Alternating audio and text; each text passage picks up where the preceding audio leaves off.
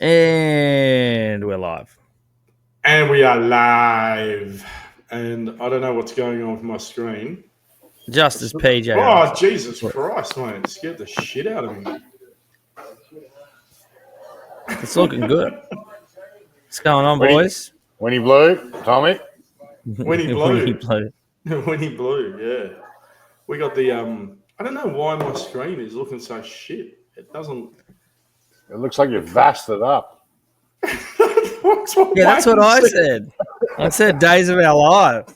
I got to turn the telly off because it's Jim Jeffries talking about bisexuality. Oh, man. Oh, good. We can talk about that later. Oh, yes. Oh, we can talk all about it. Oh, thank you, my dear. Show us your tits. The first comment. Yeah,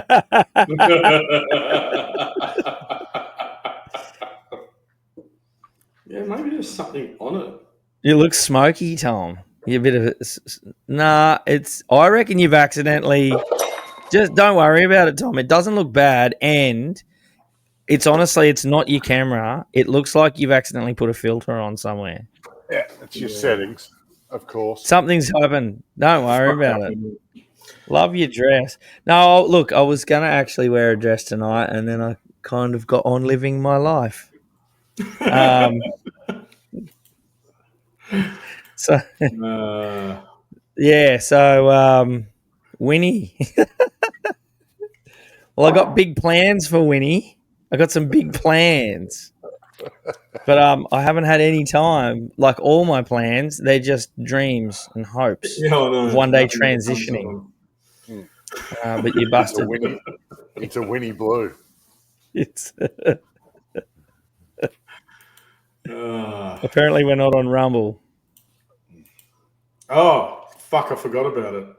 Yep. Fucking Rumble.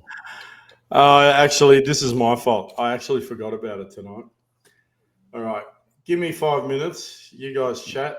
Talk about Winnie, how you're going to be transitioning. And I will set that up. Transitioning? I transitioned into Wayno. Winnie's my reality.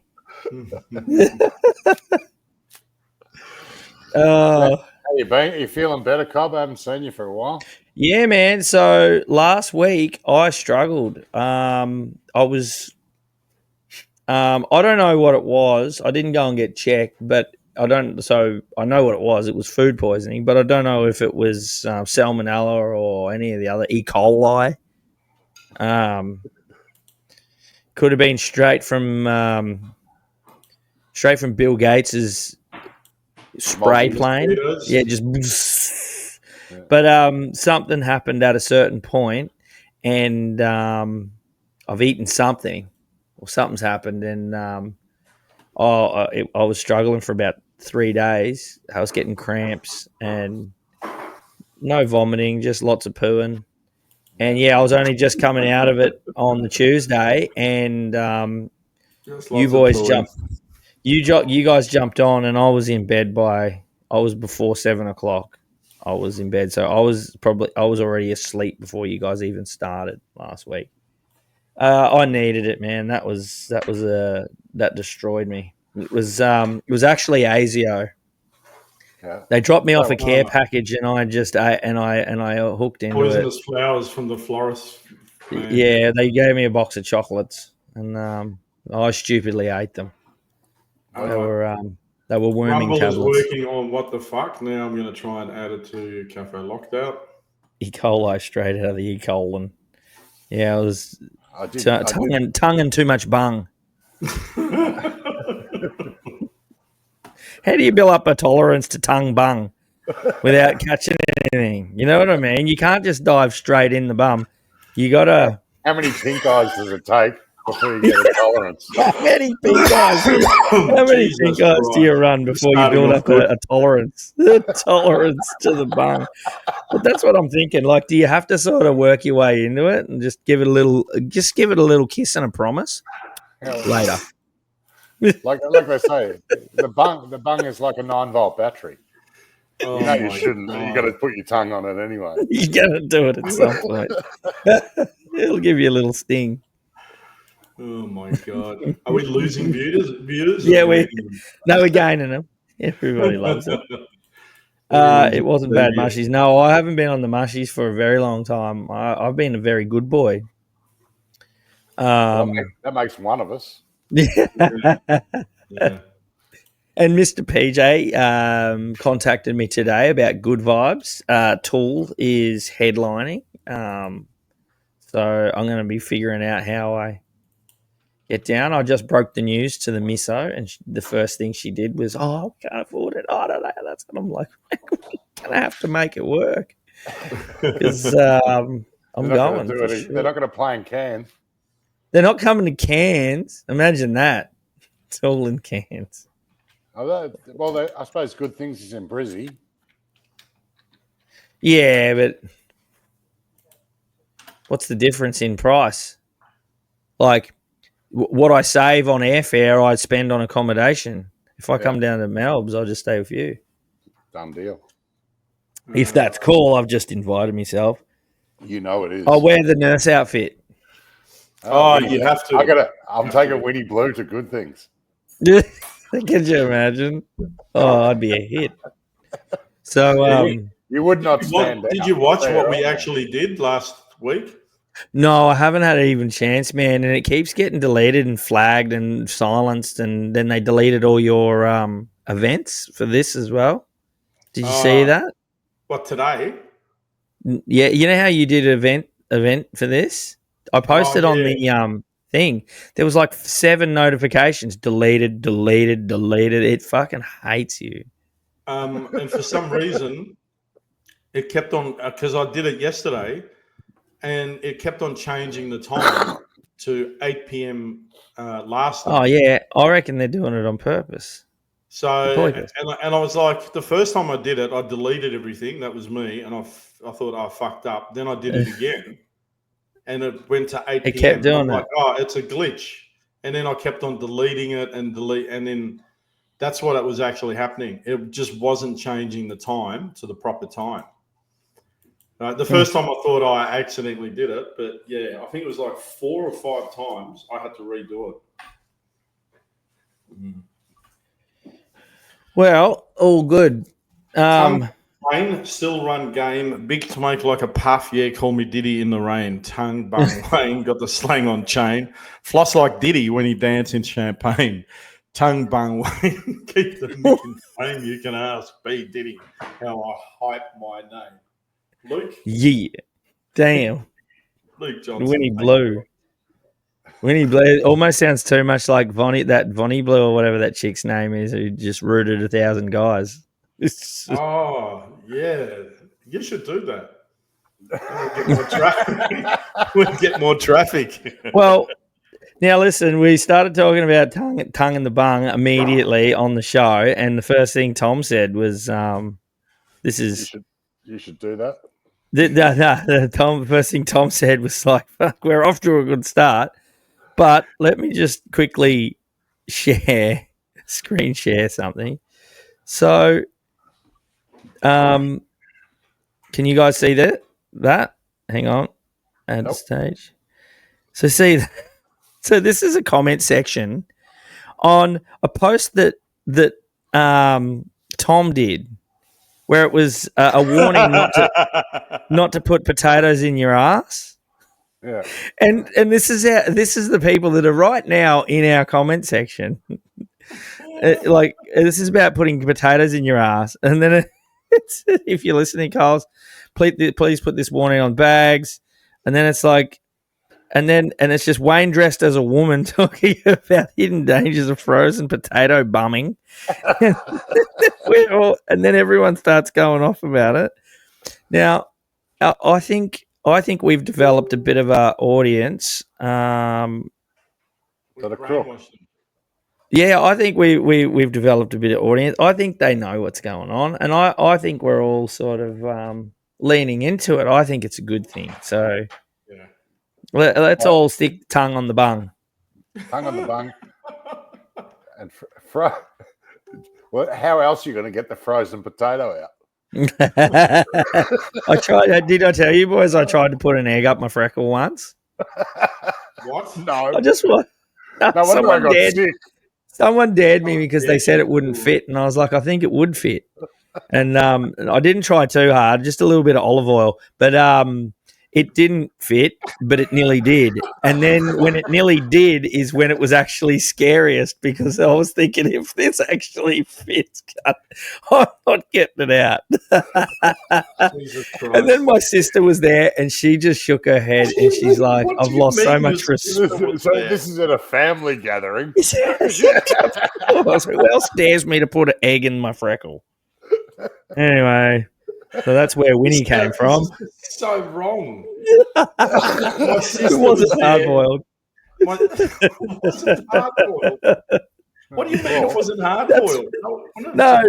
In the Wayne through asked, was it hard boiled? Hard boiled. No. It was scrambled by the end. Anyway, it tasted delicious later. No, now I know how I got sick. Hey, now we know why they're called bum nuts. Oh my God. The things you do on the building site.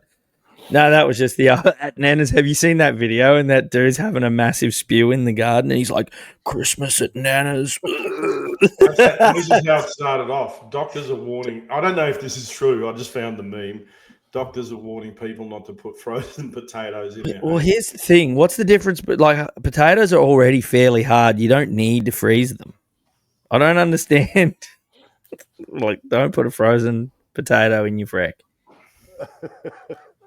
Don't put a cooked potato in your frack. Oh, look.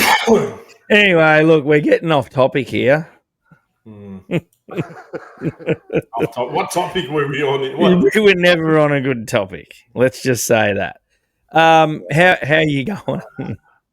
I'm pretty tired tonight, man. You a bit buggered? Yeah, I had my course and it was Wayno the traitor. Listen here, mate. And I went and had a few drinks at a mate's place, at Adrian's place. Of course, that's my brother. Yeah, I was about to say. Yeah. Yeah, you went to Adrian's. Yeah, you got on it, and then you're not too bad, but I ended up, instead of midnight, we were going to call it. Then it was like 1:30, 2:30, and I stopped off at Seagulls, lost $300 as well, like a fuck. Oh shit.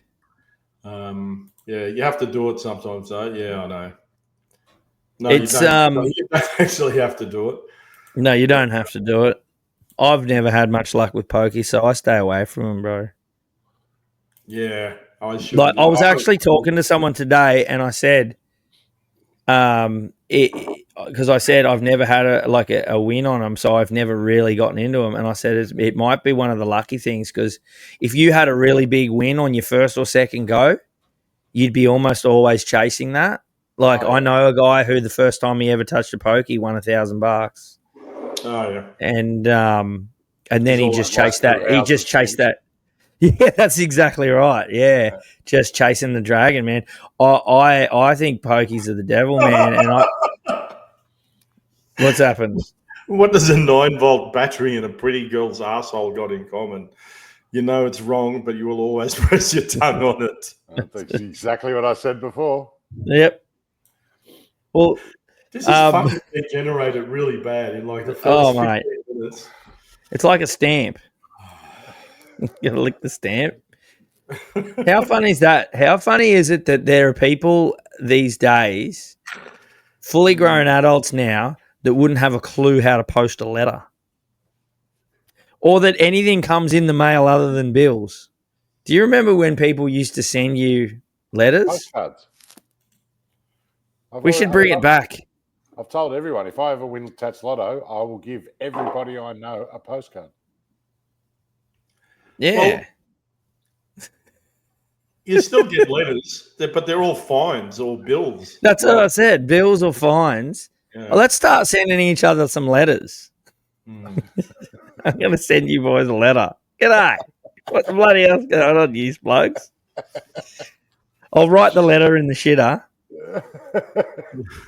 That's where I come up with my best shit. Get it? But I digress. Dad's joke. But that's very Dad's joke. Yeah. It's very Dad's joke. No, I think we should all start writing each other letters. Get a little bit of a letter, a bit of pen pal round robin. Until you find out it costs you $1.25 to send it. Yeah, what's the go? It's cheaper to send a text than it is to send a letter. Free now. It's pretty bad. Yeah. Do you remember when texts were 50 cents each when they first started? Mm. You know how people these days, kids these days, they send 5 texts and they instead of one, they just send it. It'll be like, "Hey, how you going?" And then another bit to the. And it's like, how come you keep pressing send instead of page break? Yeah. Yeah. Well, I know he won't be watching, but my mate Josh, he can't do it. He could not form a paragraph of his life depended on it. AI Meta has identified me as a trans. Bullshit. That's awesome if they have. Oh, baby, I'm back. I'm fully infiltrated. Yes, well, right? I mean... Rachel just said it's $1.70 for a stamp now. Why would you even bother? You just email. Yeah. $15 for a money order. Fuck my... Jesus Christ, everything's going up. How's the interest rates are dropping again? Just a little tiny bit. 0.25. Yeah, mint. I got the letter today saying your mortgage repayments are going to drop by about 35 cents a week. So we're out of poverty, guys. We're good. The country's mint again. Thanks, Albo. 35 cents. You can't buy a potato. Yeah, a frozen one. I bought potatoes tonight. It was $8. Oh, bro. Have you seen cheese lately? I've started making my own cheese. It's fucking $15 for cheese. Really? Oh man. $15. You can imagine how much vegan cheese is. Oh, my God. Everybody groaned. I was in a bit of a mood because I had food poisoning and then I immediately got a head cold, and I'm assuming it's just because my immune system was a little bit fucking trashed from the spewy. I've been a little bit pissy this week, so I've been taking out my anger and frustration by trolling people all through social media via the What the Fuck group page. That's not very professional. No, I know. It's amazing, isn't it? You should be doing it live like I was last week. I heard about you. Just going live trolling people like, check this out. I was going on X and calling people wank stains like in their comments. Did anyone bite? That should be part of the. That should be another segment on the show. Yeah. Troll of the hour. Go for full fishing, fishing for some. The problem is people don't respond straight away unless you get a freak. Yeah. And then they're on. Yeah, I caught a couple of big bloody trophy fish. It was a bit of fun. One guy was defending Pedro Pascal like it was his best mate, and I just kept saying to him, "Aren't you feeling a little bit anxious? Don't you need to inappropriately touch a woman?" and he just kept biting.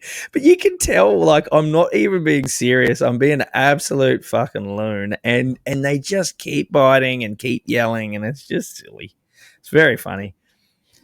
I jumped on a 7 News post about EVs and said something about EV cars being shit, and then some dude with the catchy internet handle EV conspiracy debunker, and he just goes, "Are you talking about ICE cars?" And I'm like, "What the fuck's an ICE car?" Yeah, and I just said, "No, I'm talking about EVs. Debunk me." And then he just kept coming on saying, I already did. And I'm like, no, you didn't. What you just... He was like, no, you are. And I'm like, come on, debunker. Do some debunking. And that's it. It went for about 35 comments. Just me telling him to debunk me and him telling me that he has. just call him names like, nice one, Tesla Tim. Yeah, I should actually Tesla Tim. Pretty excellent.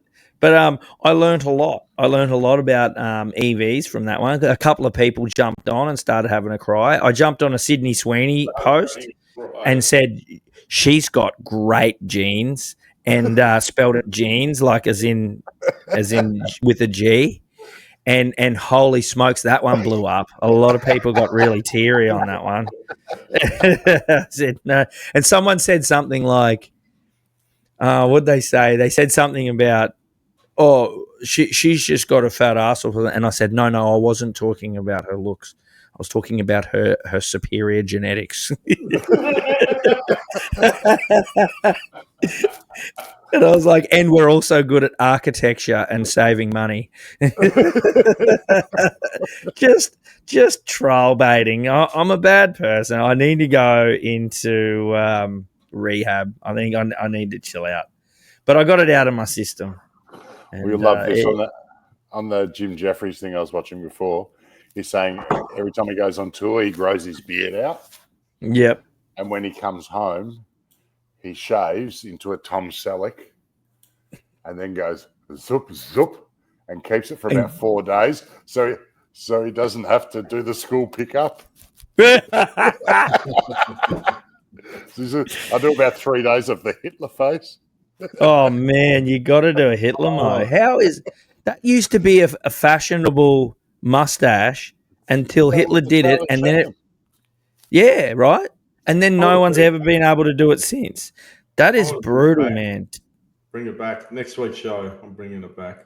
All of us should have one. Look, we're even getting requests now. Tom, could you troll Dr. Dan 832, which is his new handle? So is that on X? Wade needs a sex change. If anyone had just logged into our podcast and was reading the comments, they'd be like, whoa. They hear the convo and they're like, okay, it's a bit offhand. And then they look in the comment section and go, whoa, fucking righto. They've developed an audience. What was the other week? People were swapping recipes. Oh yeah, we have fun.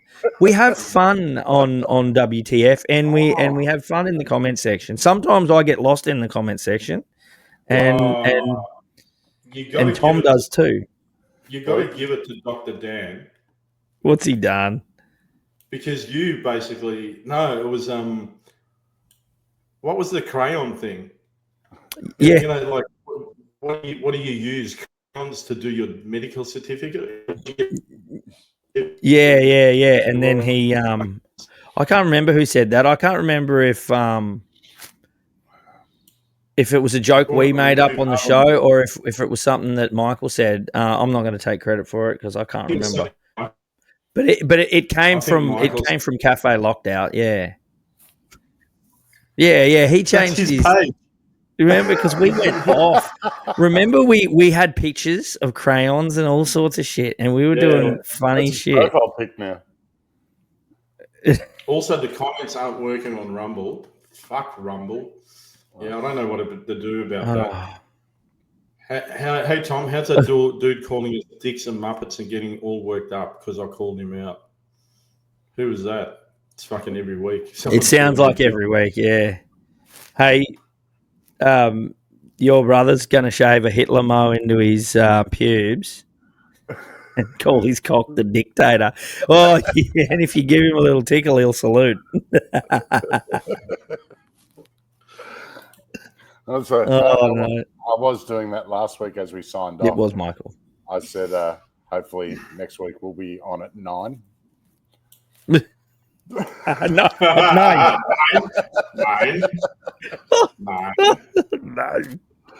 Oh, bros, I'm loving it. All right. Well, that's after we spent 2 hours roasting you for not being on. Oh, Yeah. how good would that have been? I got to go back and watch that because I knew you guys would give it a fair crack, and I gave Tom some fodder. I said, just here's some pictures. Yeah, Do with them what you will, and he made the most out of it. Oh yeah. But you know what the funny thing is? I saved those pictures. I've got those pictures saved on a little on a folder on my phone. Because when I fuck around and troll people and they try to jump on my Facebook and like screenshot photos of me or whatever and try to use it against me, like, look at you fuckhead, I start sending them those ones and be like, you didn't dig very far. If you dug a bit further, you'd find some good stuff.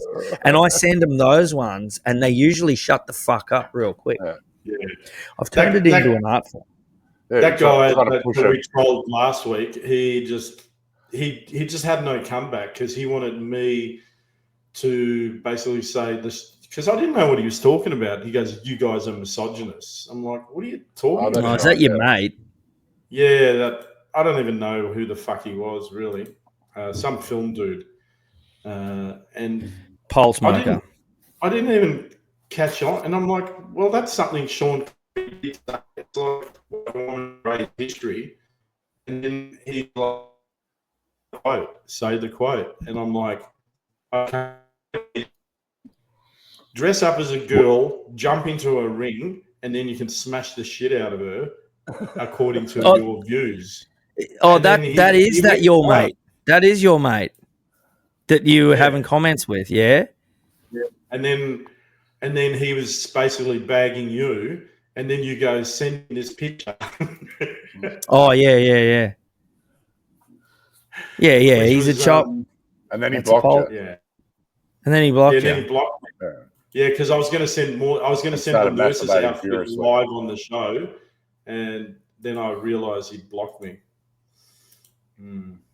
Well, do you want to? Oh, that's right. I was going to download. I forgot to download Auntie. You know that Aboriginal lady that has those hectic rants, and she's like, "Where's my fucking money?" Screaming and shit. Yeah. And they call her Auntie something. Well, she finally put one out the other day. I don't have it. I'll find it in a minute. But she finally put one out that I actually agree with. She did a massive rant about the Palestine protests in Sydney. Yeah. Fuck, it was awesome. We gotta have fucking problems. And I was like, yeah, actually, fuck yeah, go Auntie. That's me. Yeah. She kicked ass on that one. So she's running amok at the moment. She's finding her audience. But here's I want to quickly chuck something up because where is it? I just like this sort of behavior. So this guy's obviously come around to some chick's house, and this is in England. So England's only about 2 steps ahead of us. Hey, no, that's different. The dude who pulled his pants down. I saw one dude trying to kick someone's door down, and the neighbour came out and then knew what was going on, and just flogged him. Oh, really? No, I haven't seen that one. Well, here's this one. She just gives this dude a mouthful. My name's John Harris. Oh, fucking. PLC. Oh, sorry. On behalf of London. Yep. We've got to get used to that. Change it? I don't know. Good morning, guys. My name's John Harris. I'm an enforcement agent. I work for Noonan's PLC. I'm here on behalf of London Borough of Croydon, just to make you aware of everybody will video. Yeah, I know you're a little traitor, moron wanker. My intention is short moron government bitch. For your protection of mine and can be used in evidence. Yeah. The courts are going down. You're going down. And you're going on YouTube, Facebook, Telegram. You're going to be made famous as a little traitor midget Gestapo cunt that you are. Have a letter, madam. Yeah. Have it up your ass, cunt. You're going to prison soon. And you're going to be famous in about 2 minutes when I put this on Telegram. There's a group against are going to take you all to court for harassing people through getting money through menaces. So I hope you won't sleep at night again, you cunts, because you won't be soon, because you're all going to prison, you little fat midget. Fuck off! Go get a proper job and stop harassing people, you cunts. You're going to get it. You're going to get your day in hell. You better start praying to God, you little bitch. Wicked, eh? So, Fuck, that's good. Was he? That is what was good. he there for? To put a yellow tag on a bin or something? I don't know what they were there for, man. It's just people are done, man. People are done with the government just injecting themselves figuratively and literally into our lives.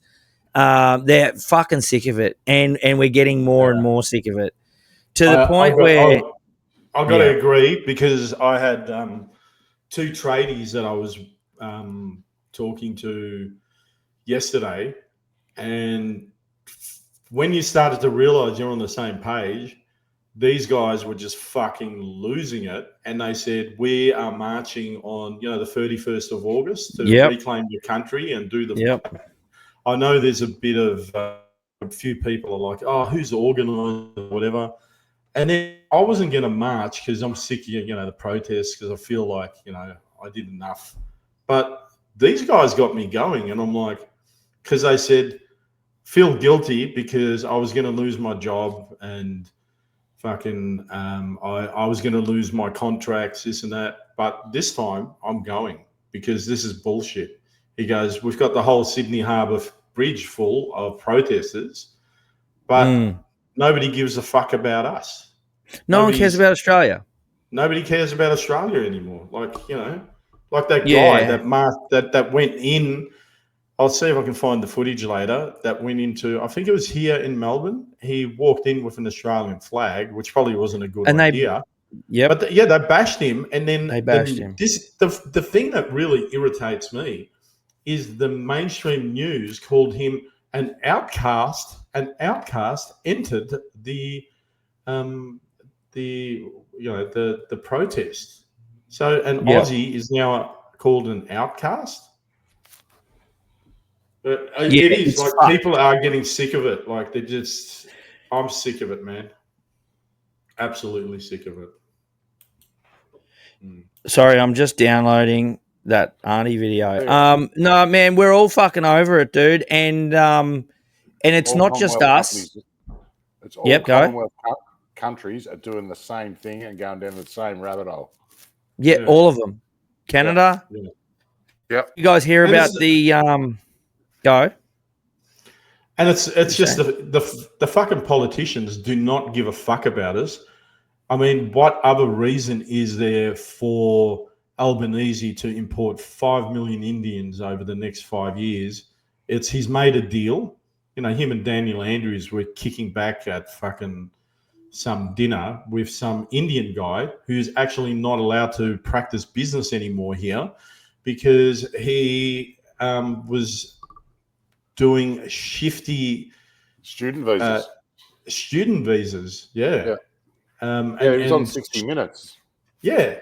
And Daniel Andrews and Anthony Albanese are having fucking lunch with him. Powwowing. Oh. Hey, while we're waiting for this, let's listen to what you're downloading. Let's have a listen to what Abby Chatfield has got to say for the March for Australia. Because we I didn't want to talk about this because I didn't want to bring attention to it. But this stupid it's now bitch. getting attention, so it's time to fucking talk about it and condemn it. On the 31st of August, there is going to be a nationwide protest for the racists and the xenophobes of Australia to get together and march for Australia. Gaslight. So why the fuck are we racist for marching for Australia? Yeah, put some fucking pants on you. Yeah. Don't yell at me in your pajamas, you dickhead. They claim that it is about cost of living. They claim that it is about Australia gaining itself back, winning Australia back, taking Australia back from whom? No one knows.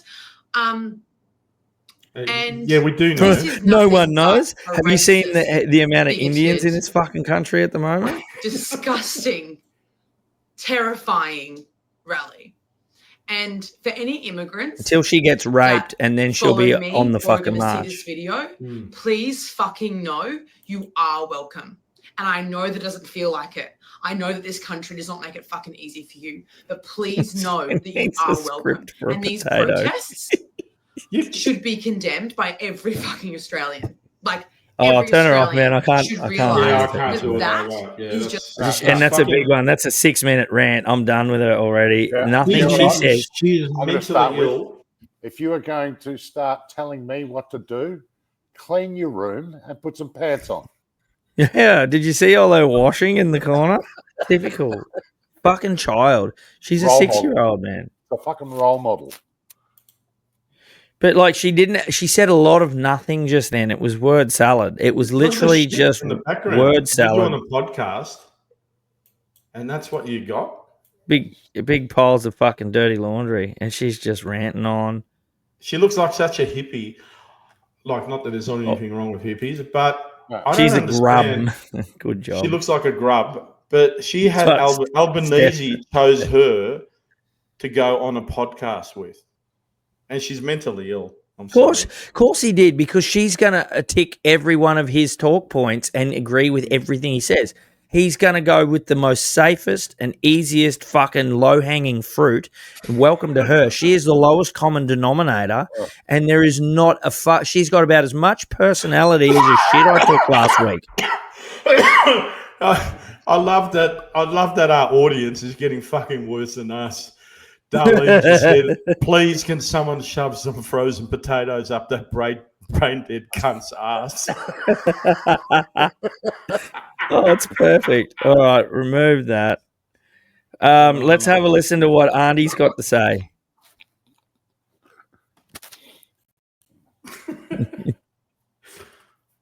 Ready? Yeah, fucking government?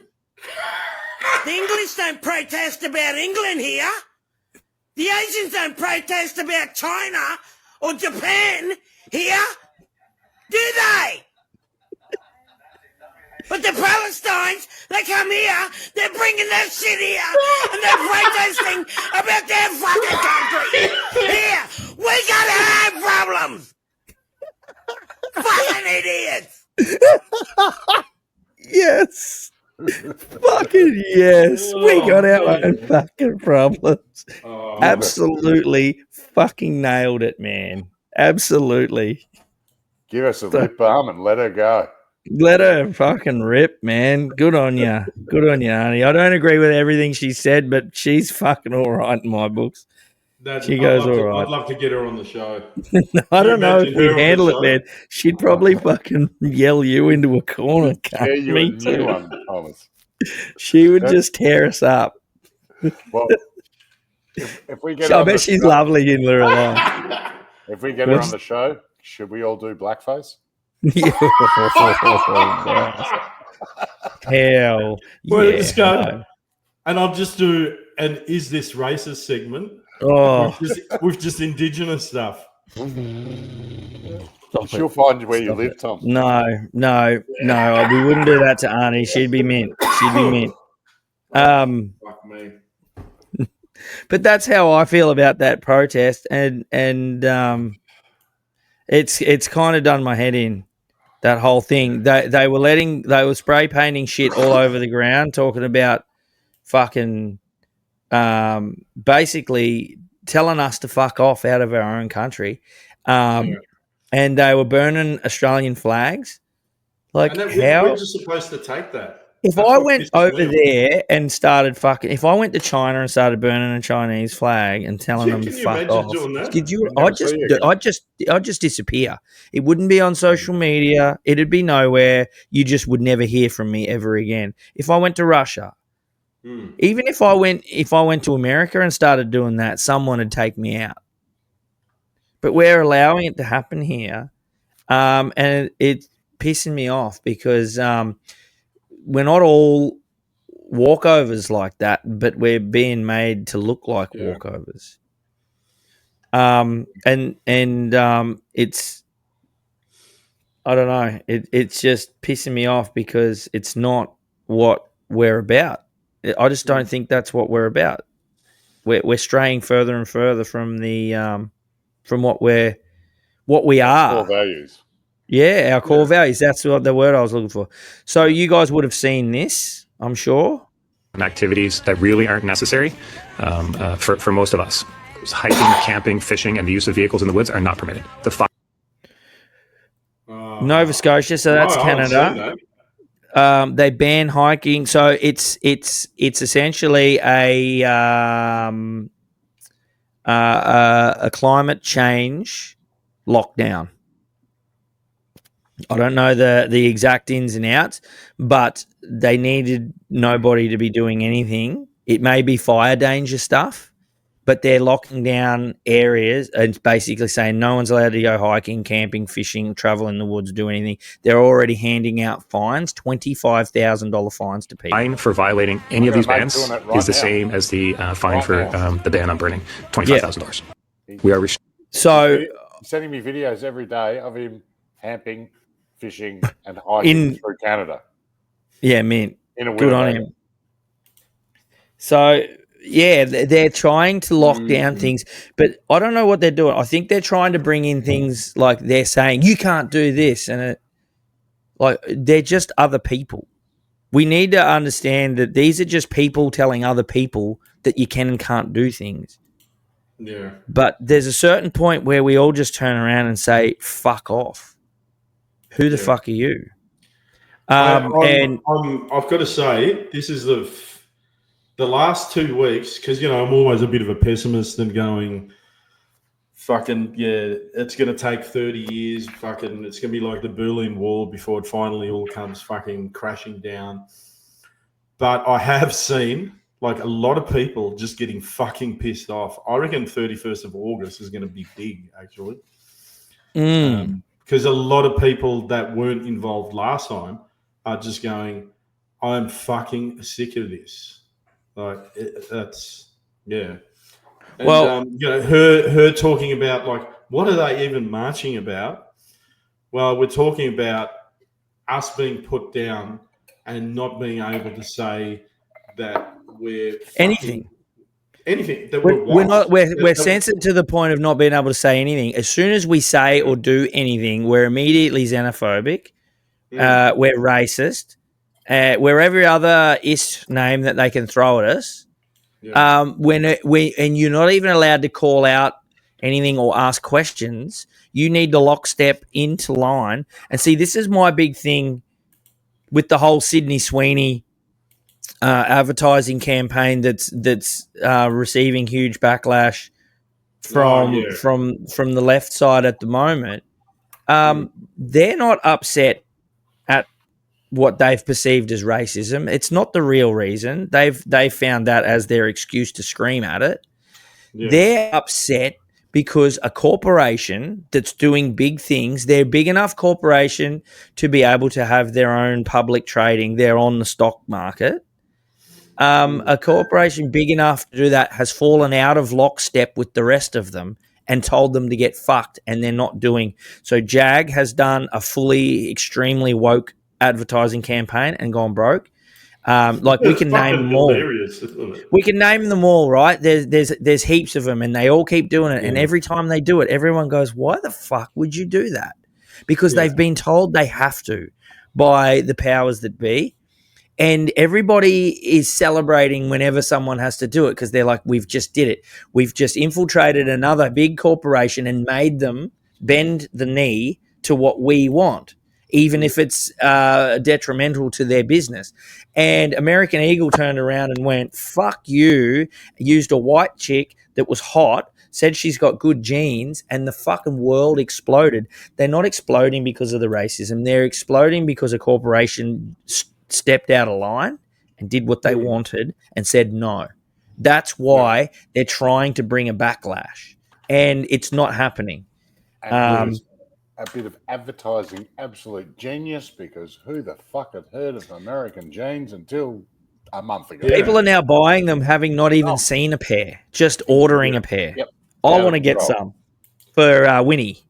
I'll find my mate's Facebook later. He actually ordered it from overseas. He got fucking American jeans. He lives here. Well, their stocks have gone up insanely, and they got what's been estimated to $35 million worth of free advertising. That would have doubled by now. That was a week and a half ago. That's probably in the realm of $70 to $80 million worth of free advertising. The guys are high-fiving each other like out of control. Oh, God, they're taking the piss. Yeah. Yep. And well, look, I've got a video I want to throw up real quick because we were talking about when, like with the Australians especially, there will be a floodgate open at some point, and when people realise that it's a few of them and a lot of us. And I've just got a video to show you. I don't agree with everything that happens in the video, and you'll understand why, but you can see it coming. So there's a guy. He's run onto the field. I don't know what his sign is. I don't give a shit. It's not the point of the story. He's on the field, and these cops are chasing him down. So they pull him down, proceed to sit on him, but then old mate pulls his baton out, his nightstick, and starts jabbing him in the head. No. People aren't going to have that. Knee to the head. You can't do that, you fucking cunts. P.S. Love the song. Look at the people coming, and now the cops are running. Unfortunately, one of them gets caught, and they bash the living cunt out of him. It's like seagulls on a chip. But I don't condone that. I don't think he should have had his head kicked in. But look at the people. Fuck you guys. Every action is an equal and opposite reaction. Bad. You don't get in front of 20,000 people and be a dog.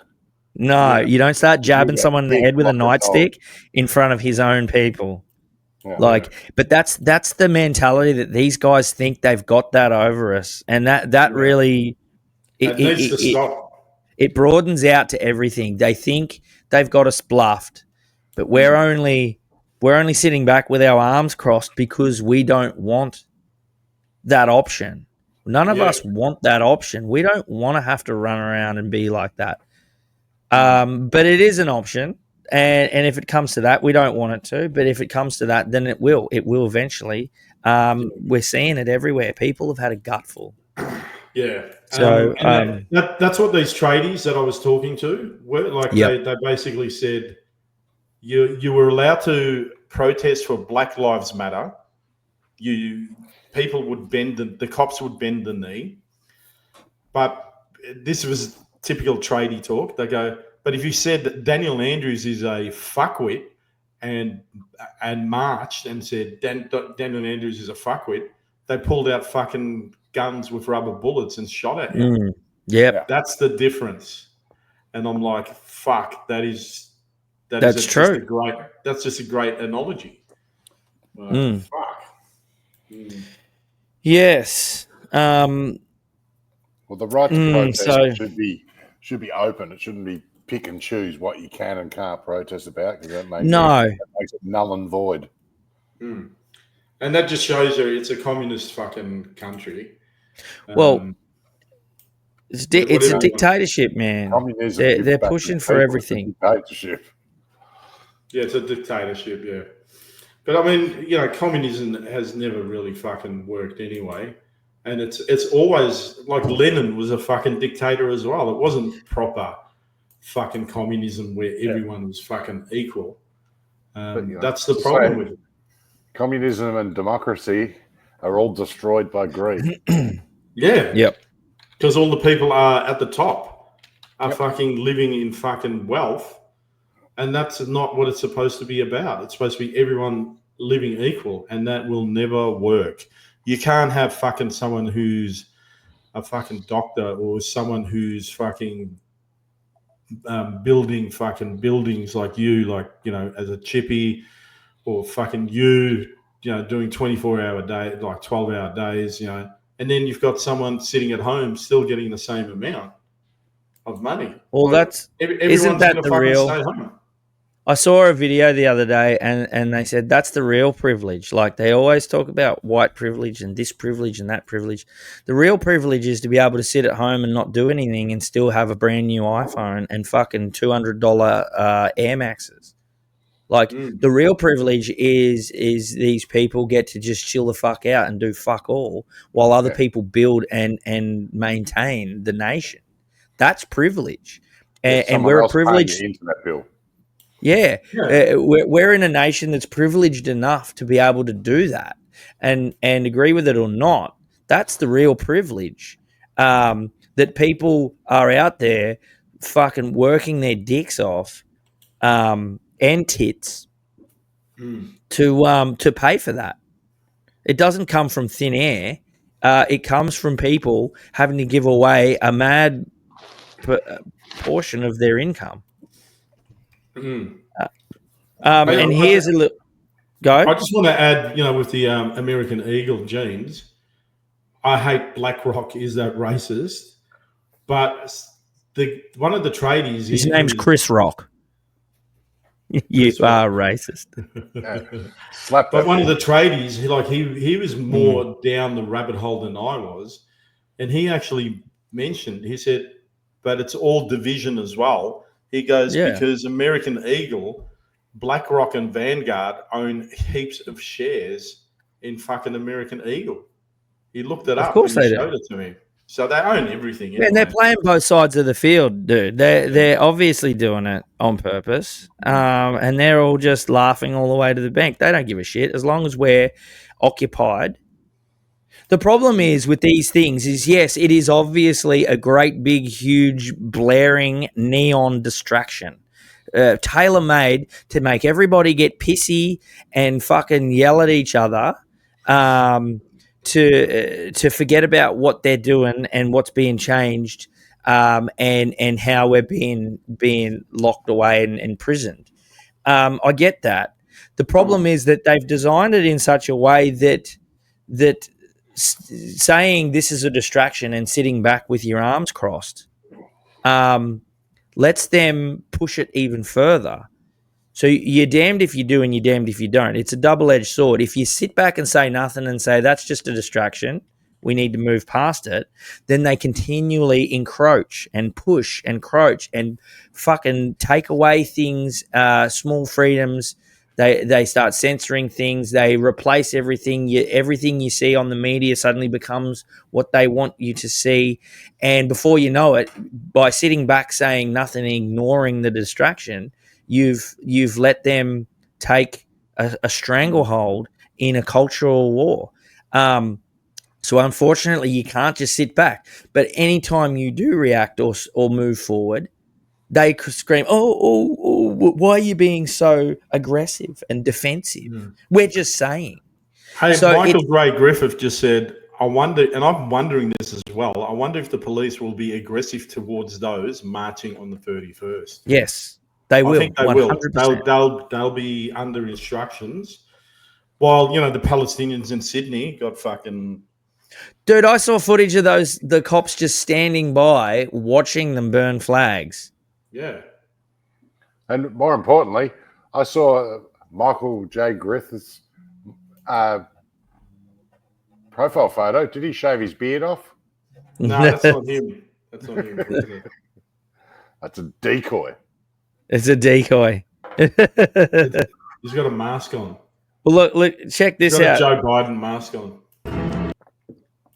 So Sydney Sweeney's got a Baskin and Robbins ad out now too, so they're all jumping on, and people are having a cry about everything. I think it might be fake.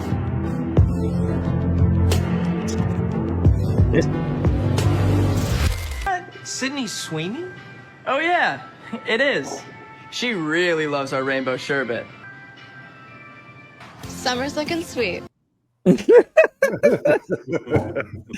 Summer's looking sweet. Who's that John Wayne Gacy on the other side? Yeah, I hope so. Yeah, look at him. Well, you know what I just realised the other day too? You know Bruce Jenner, and then obviously Caitlyn Jenner. Mm-hmm. No one's ever made the joke that Jenner and Gender sound so similar, and when you call him Bruce Gender, it's actually really funny. It's just that Bruce Gender, is it? Just completely off topic. PJ, me and the dude I work with, there's a safety system around houses to do fascia and gutter called two plank setup, And we were like, we should start our own two-plank company and call it Two Plank Shakur. And Biggie Falls. It's a scaffold company. Two Plank for sure. Anyway, off topic. I just thought that was funny. And you knew it. Well, should we do the intro? It's a bit early, isn't it? It's a bit early. It's only been 54 minutes. Listen, I've whipped together a bit of an intro. Now, this one's a little bit of a cut and paste because I didn't have a lot of time and I had so much footage for a few weeks last week. What's an intro? Clark goes, what's an intro? What's an intro? It's the start of the show. We're about to kick it off. All right, well, let's get out of the green room and into the bloody main room. It's a bit early. Well, it is a bit early. Maybe I should leave it for another 15, 20 minutes. Play it. Come on, man. All right, let's do this. What the fuck? What the fuck is this world? What have they done to us? What did they do to us? You know how much I'm going to do with the deficit this year? You know how much I'm going to do with the deficit this year? How much I'm going to do with the deficit? 1,500,000,000. How much I'm going to do with the deficit this year? How much I'm going to do with the deficit this year? How much I'm going to do with the deficit this year? How much I'm going to do with the deficit this year? How much I'm going to do with the deficit this year? How much I'm going to do with the deficit this year? Yesterday I was in a public bathroom peeing inside of a urinal. And I noticed a stain inside of the urinal. And like any guy, I decided to pee on that stain as to remove it. But as I peed on that stain, I realized that it wasn't a stain at all. It was actually a marker inside of the porcelain of this toilet. And that marker was specifically designed so that guys like me would pee on it. And they do that so that we don't pee elsewhere, creating a mess. But I was upset by this. I was upset because it felt like I was given the illusion of free will and I acted upon it. But in reality, I was compliant to a grand scheme for the benefits of others. And I lashed out. When I found out, I realized. And I just decided I would pee all over the urinal, but it was too late. I had no pee left.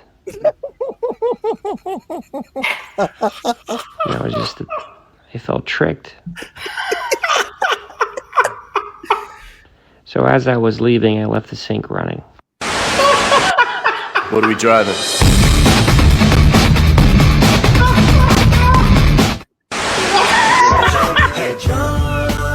So what, we smoke weed. We're just having one thing black people cannot do that a white person can. So to loosen it, you turn it counterclockwise, pull it down very gently. You just take this 9-volt battery out, and you replace it. You put the battery back in, close it, you put your harness back on, you turn it clockwise until it locks in place, and now it's secure. Okay, you take this down, do this. The battery, there's not even a battery in here. How am I know the house work if this stop beeping? I am not a lesbian because I like men. Like this one. No, I think that's still a lesbian, just in a different font.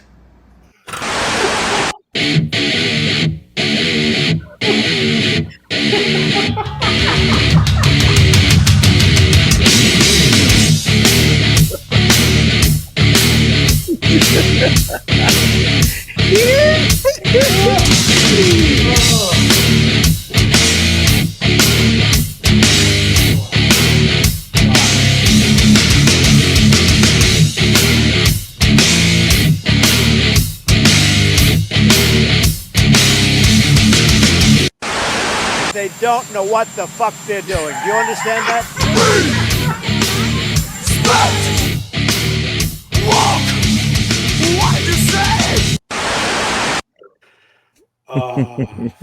Fuck, that was gold. That was I needed Pantera. I need to, man. When that dude was punching out those sunflowers, and it's like, what's all this romantic shit on my racism app? I immediately thought of us. I could hear 5 minutes alone in my head while he was doing it. Oh, bro, it's straight up. That's one of the best intros when he's talking about peeing on the urinal and then realizing he's been tricked. He got psyoped he doesn't have free will. By a marker. God. I would have fucking thought the same thing. The reason I just loved that so much is because that's where my mind would have went to. I would have went, motherfuckers. I remember in Brunswick once on Sydney Road, there was a billboard, and I can't remember even what it was, but part of the billboard was that someone had sprayed over it and it looked like they'd tagged graffiti over it. But when you looked at it closely, you realized it was part of the billboard, and it was almost, I can't remember exactly what it was, but it was part of their advertising campaign, and it was almost like they were trying to trick you into thinking because someone tagged it, that's the thing to think. And I had that same feeling where I was like, fuck you for trying to trick me into thinking some bullshit. And I just remember having that feeling of like, you guys are fucking out there very blatantly actively trying to and I remember Arj Barker used to have a bit that it is a man's obligation to piss the shit off a toilet bowl. If you go there and you see shit on the bowl, you need to piss it off. You have to. You got to get that off. It's an unwritten some primal instinct. Well, my missus said I don't do much around the house, but I do piss the shit stains off. And I mean, that's very important. And like, if that job's not done, I'll come back later and I'll finish it off. Sometimes you got to give it a bit of a soak. You know, right, I'm going to give her a bit of a flush now, soften it up a bit when I come back. And lower, so you got more pressure. Yeah, you gotta do the old half squat. You got to bend the knees like you're going for a putt, like you're putting on the green, and you got to bend the knees and really lean into it. Yeah, so you're right. You reduce the distance. Well, since I've lost a little bit of weight, I've realised that I don't have any arse. Okay, I've got less now than I've ever had. How do you fart? How do you fart and shit then? I've got to lay down. I have to lay down on the toilet these days. I've got no arse. It's not there. I'm so old that I got out of my truck, abused someone. I told him to kiss my ass, and he said, "Yeah, where is it?"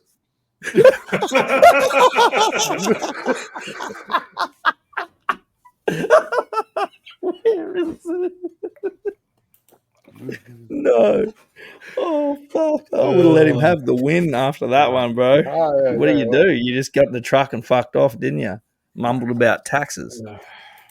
Hey, we've had a few people, like a few videos now with swearing. So how about we change it and do another one with swearing? Have you guys seen this? Fuck off. Have you I guys do remember seen Brunswick. This? It's This is a awesome. different place. It looks like regarding electrification. No. Yes, it is the carnivore diet. I've been Your off mining carnivore, but operations, I huh? haven't been off the sugar and the no sugar and the no carbs is still alive. But I'm just hitting the gym a fair bit, and I just went more to keto. What does the future looks like regarding electrification and battery electric vehicles in your mining operations, son? Well, we have coal because we've got the biggest coal deposits in the world, but we're not allowed to burn the fucking stuff, so the world's rooted, really. It's all right to be idealistic, but you also have to be realistic. And until the lights go out, the idiots that want to be green on everything and not do mining, not do coal, not do anything, they're going to have to go back and use candles and live in tents, and then they'll No, you might fucking laugh, but it's true. You understand what I'm talking about? I'm not talking bullshit, I'm talking reality. If we don't get realistic, we're fucked. It's as simple as that. We're not allowed to use uranium. We've got the biggest uranium deposits in the world in Australia. We're not allowed to mine the fucking stuff. So it's all fucked. So when half these cunts die, well, the world will be a better place, and then those of us that Look survive at old will mate. leave He's Dad having a going giggle. again. Well, you just that's an no. My next door neighbour, I was talking to him. He's a lawyer, so he's not an idiot. Well, he is a fuckwit, but that's another problem. But he said, oh, that's right, you just put plugs along the highways. I said, but if you haven't got a fucking source from a power station, plugs on the highways aren't going to do jack shit, right? Do you understand me? The people don't understand. They think the electricity comes out of fucking space. But if you haven't got a charging system, which is a steam coal burning power station, how the fuck can you charge your batteries? You understand that? I understand. Well, there's a lot of the cunts don't. And that's the problem with the world. Thank you so much for your time and enjoy the rest of your visit. I don't want to get him Yeah. on. Well, enjoy it eventually. He'd fit right in, wouldn't he? He'd fit right in. I'd love to have him on. I don't even know who he is, but it's been doing the rounds. He's a fucking And he's an legend. absolute isn't he? legend. He's That's what he is. legendary. Yeah. That is just legendary. Well, he's a fuckwit, but that's a different story. My next door The neighbour. But He's a smart guy. Everything he said was true. Yeah, everything he said. We go, well, right, we're going to be green. We're going to have solar and wind. We're going to have 100% renewables. But yeah, we're going to give away all our fucking natural resources for someone else to burn. And like, are you all of real? these fucking wind farms have to be started by diesel engines. Of course they do. They have to be kick-started by diesel engines. That's right. We can buy that diesel off China. And all those fucking battery... Yeah, that's what we're doing. We're fucking buying all those windmill. You know what the biggest fucking thing is as well? After 20 years, you have to... That's the end of life. They're useless. They have to take them down. And where you going to put them? They have to bury them. They bury them. Like, they have to... Yeah. They have to bury them. And it's full of fucking... what is it? Some sort of plastic fiber that takes fucking 100,000 years to fucking break down. But how about we just put it in the hole where we dug all the coal out and gave to China? Yeah. Yeah. And We could put it in a machete bin. How much are they worth? How much are they worth? $325,000 for a fucking Vinnie's bin for a Vinnie's bin with a respray. Are you fucking kidding? Are you fucking kidding? Yeah, they'd be worth what? Maybe $10,000 at the most. Dude, 10,000 is rich. I could give you one for about $3.50, man. You get on fucking Alibaba and order 1,000 of them, and you'd get them for about $4, $3.50, $4.50 a pop.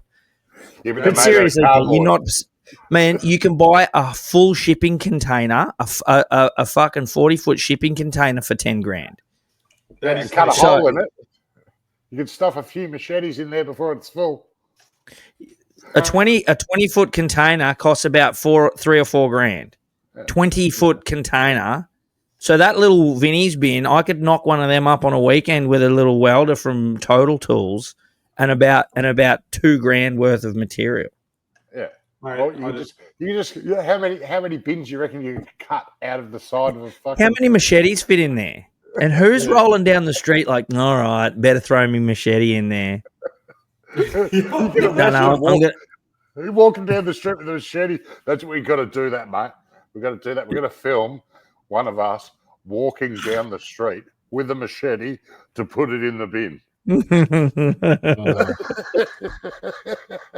Fuck. It is just a photo op, isn't it, really? But $325,000, whoever that contractor was, is laughing all the way to the bank. Did he pay GST on that? Is that including GST?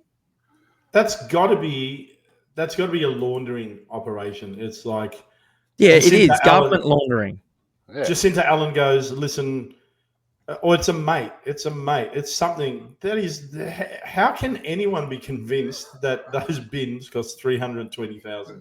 $320,000 to put $400 worth of machetes in. Yeah. Fucking hell. You can buy a machete, but what goes on? You can still buy them up here. So I'll just, there's obviously going to be a bit of a gap in the market, boys. Let's do machetes, but I'll do them in Queensland, but let's do machete merch. Blunt, of course, but let's do a machete with a WTF logo. I want to get a machete just so Look at I can that. just That's the fucking bin. Loiter around a bin with a machete. Look at that. Just walk Look up at and that. down Look the how street. shit it is as well. Dude, they have repurposed an existing bin. They didn't even make a new one. They just grabbed a Vinnie's bin and painted it and put a fucking sticker on it. That is probably about $2,000. Easily $200,000 worth of welding there. Craig Kelly goes, imagine how much more expensive the bins would have been without the cheap weld and paint job using low quality steel.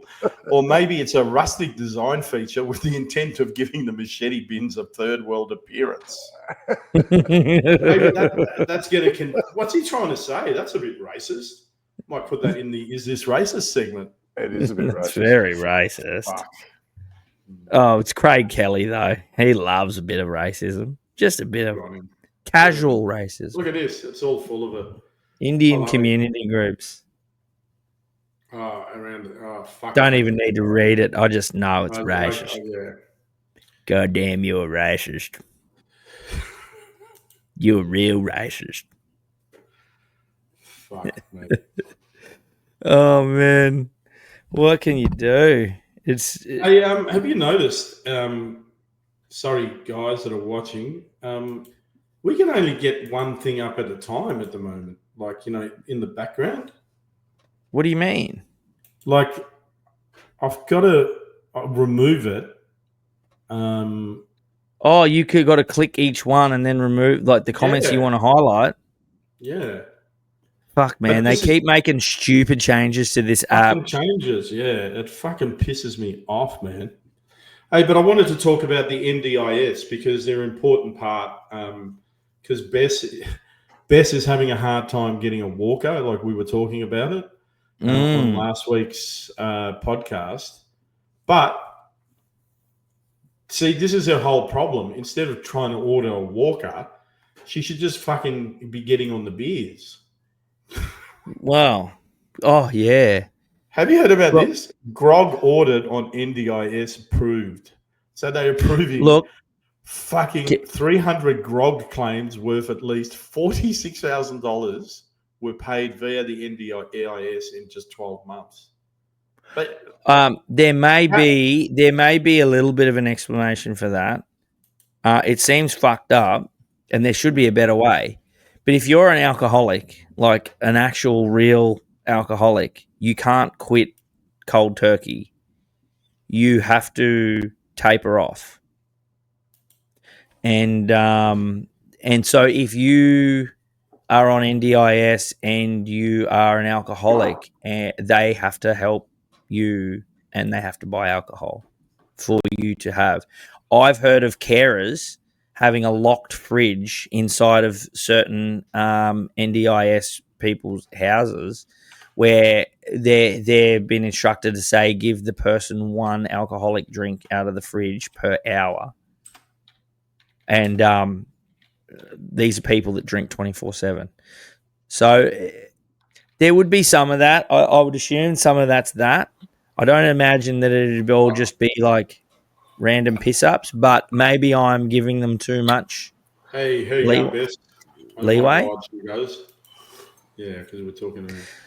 Yeah, so look, it doesn't seem good, but maybe I'm just throwing it out there because there is that, and it might be something that people haven't thought of.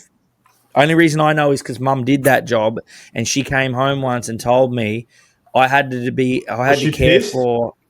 No, but she said she came home and she said I had to care for someone today that was a raging alcoholic, and I had to give her a beer every hour, and like half an hour into the hour, she'd be screaming, "Give me more, give me more," and they had to have big padlock on the fridge. When's your mum coming over? Pardon? When's your mum coming over to mine? When? Yeah. Give me more. Yeah, she's there the other week. But I don't know, man. That seems a lot still. Like, surely there's a better way than just giving them alcohol. And wouldn't you, like I said, wouldn't you taper them off to nothing? The whole idea is that you can't just make them quit cold turkey. But I'm sure you'd be able to taper them off within 2 weeks. So I think I think, is it 30 days, is it? Oh, I know. Yeah. Oh, you do know? Yeah, I know why. And what do you reckon of it's not what you think, everyone. It's something else. What do you reckon of the sex workers on NDIS? You know how I think they're still having them, sex workers. Oh, you can have sex if you got the syndrome, if you're down with it.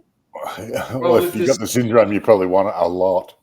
No, but it's disabled people in wheelchairs. What, So getting sex workers or being sex workers? No, they're getting sex workers. Yeah, good. Actually, that could be a niche fucking.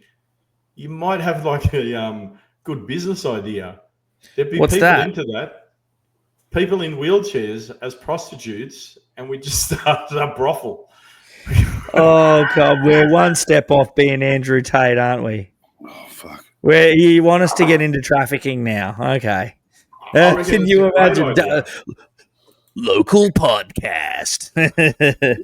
But these animals, they're making a profit off the syndrome this summer. He started off with webcams, didn't he? We start off with NDIS people and give them. Can you imagine Tracy Grimshaw's knocking on Tom's door? Excuse me, what can you say? And he's like, I will reckon people are looking for a bit of sex from people in wheelchairs as well.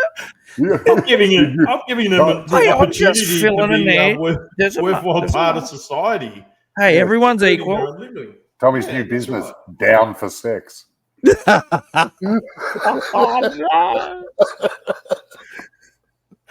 Are you?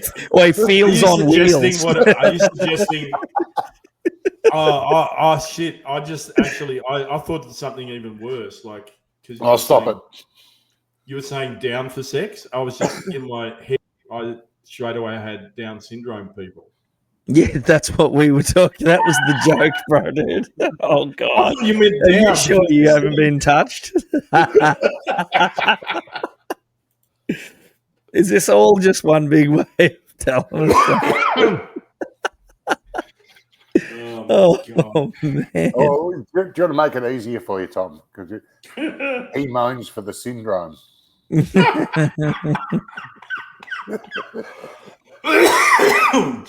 guys are deplorable. We really are. Oh, we really are. Listen, nothing's off limits. I want to get serious again because just before we get too far away from it, we were talking about the bins. Oh, I already got one on. We were talking about the bins and how they seem to be just an absolute scam. I saw this video the other day about an Australian scam. Check this out. Story comes from a breakdown by Footnotes. Oh, for fuck's sake. On X. I'll link the full thread in my stories for you to have a look. And just to be clear, I'm not making any direct claims here, but if what's outlined in that thread is accurate, and it certainly appears that way with screenshots and receipts to back it up. So here's how it looks in plain Aussie terms. Step 1. Julia Gillard chairs a fund called HMC Capital's Energy Transmission Fund. They bought a bunch of renewable projects, including the Kentbrook wind farm for around $950 million. Step 2. They hadn't even raised the money yet. Most of it was borrowed, backed by IOUs and waiting on investors. In clear terms, that's like buying a house with monopoly money and hoping the bank just plays along. Step 3. Supposedly, less than a week later, Chris Bowen, the energy minister, approves that exact wind farm under the capital investment scheme. Translation, that project now gets taxpayer-backed guaranteed income for the next 15 years. Step 4. Now that fund appears to be trying to flip it for a profit. Buy it fast with borrowed cash, get it government approved, then sell it when it's still warm. That's the playbook, according to the breakdown. Now, let me break it down in an even more simpler form. Julia Gillard's fund bought a wind farm with funny money, then Bowen made it a guaranteed gold mine, and now that fund is trying to cash out.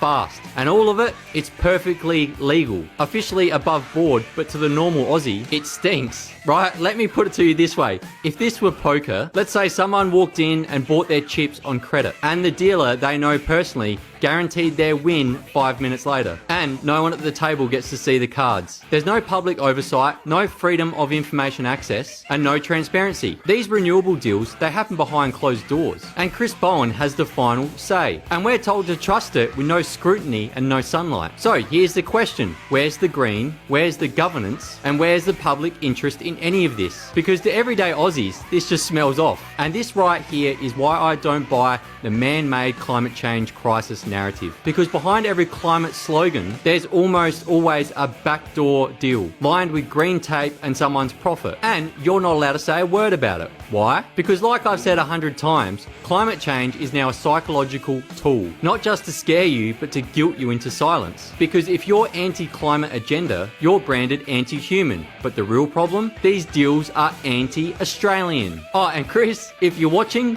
thanks for the follow today, mate. Also, thanks for those insane power bills. And if I mysteriously get shadow banned or silenced after this video, well, I guess we'll know why, won't we? Australia deserves better than this. What's your thoughts? That's actually interesting because when we had Alex Nichols on, the whistleblower on Cafe Lockdown, that's when Michael got a 10-year ban on Facebook. Immediately. You know how that's when we had the interview. Like we were fucking talking about that. And it's Man, if that's what the Gillard government and bleeding into the new governments have done, then you can't tell me that that's the first time and last time they've done that, especially when, like he said, there's these green initiatives that are unscrutinized and non-transparent. They're just openings. They're basically blank checks for you to do whatever you want, and everyone's having a turn. And it's my turn this time. I get to write the blank check. I think that there's a lot of that going on, and we're footing the bill. It's us, the Australian people, that are paying for everything for these guys to line their pockets in the background. Yep. But they've been doing it for decades, mate.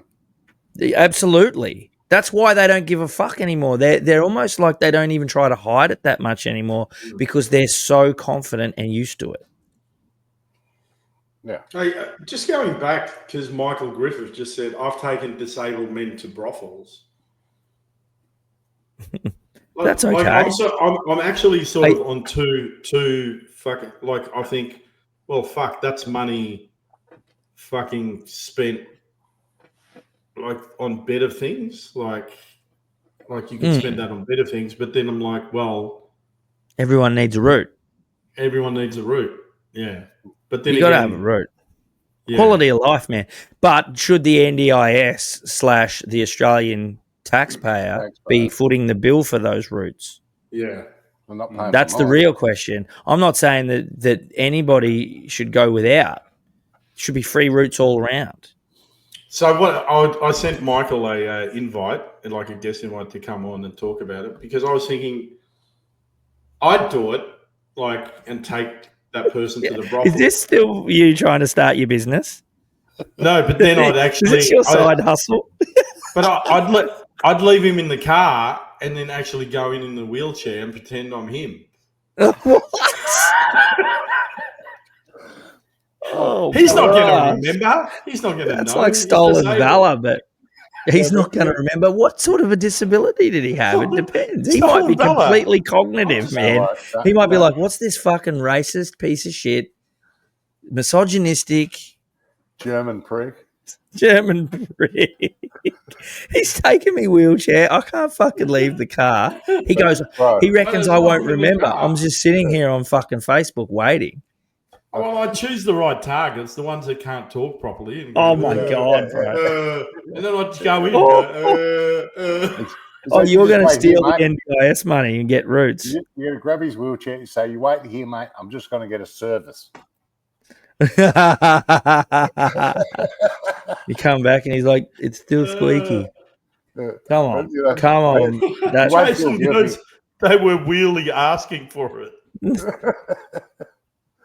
But you won't feel guilty, Tom, because you won't be Feels on wheels. Rorting NDIS. Well, it seems like 50% of Australia is rorting the NDIS at the moment. Yeah.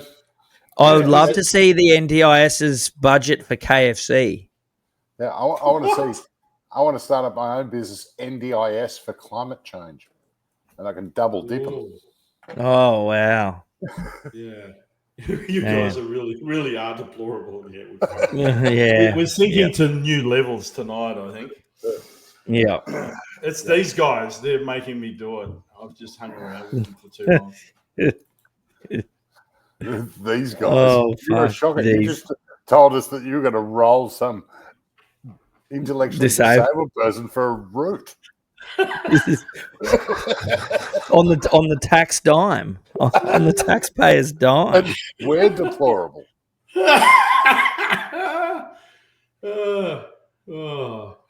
Sam, don't worry about potatoes. Sometimes it feels like I'm pushing out a fucking calf.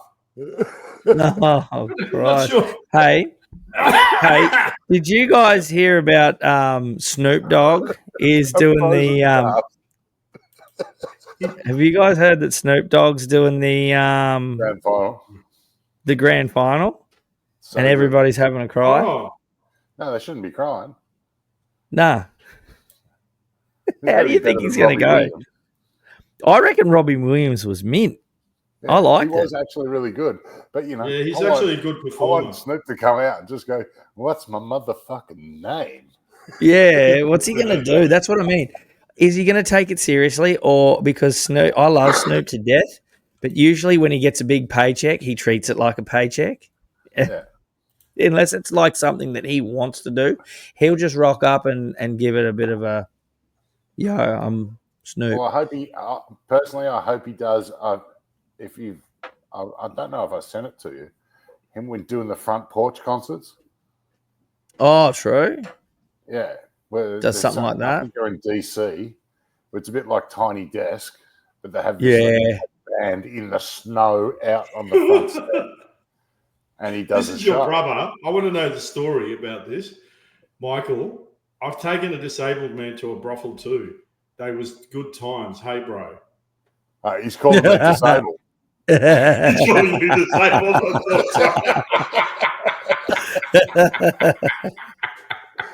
You got to remember, this guy is my brother. So he was your NDIS worker.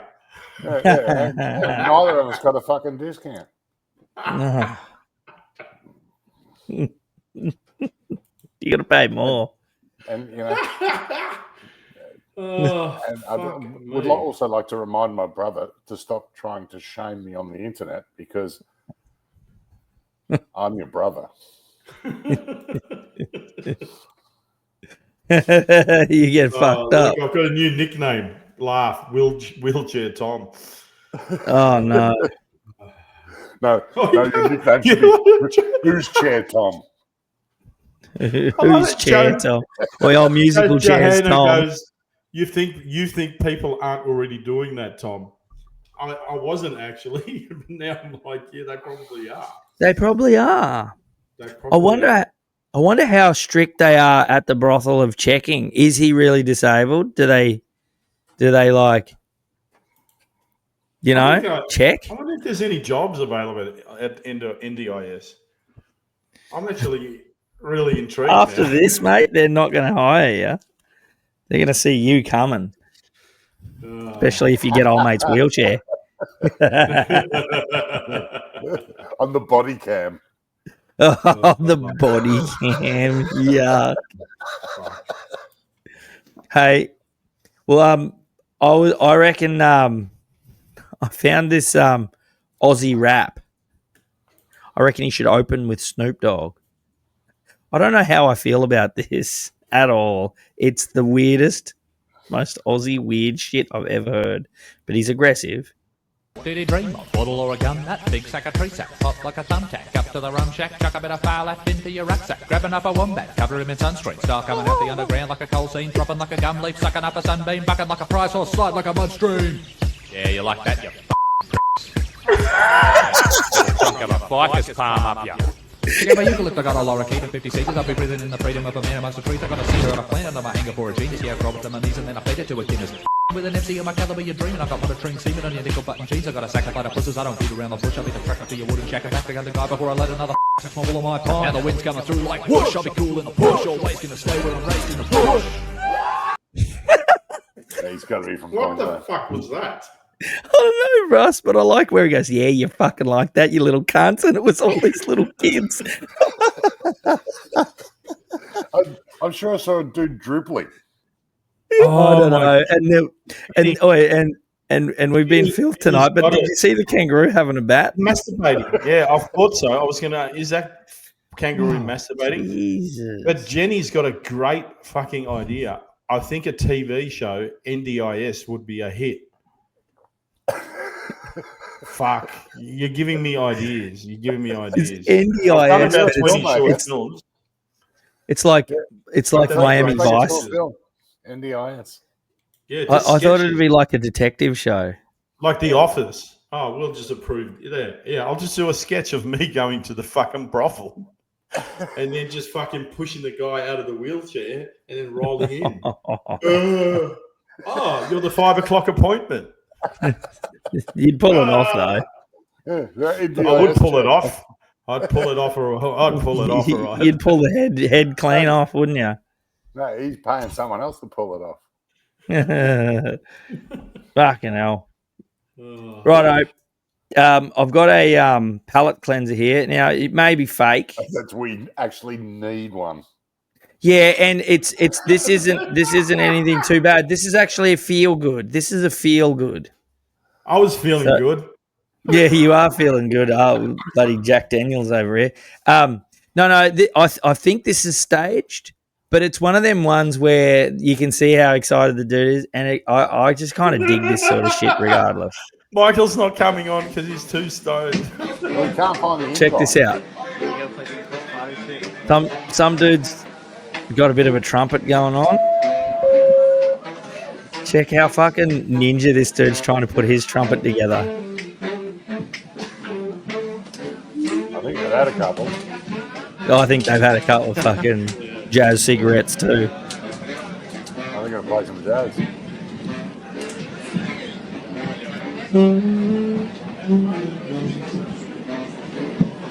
Wet the reed. She's on.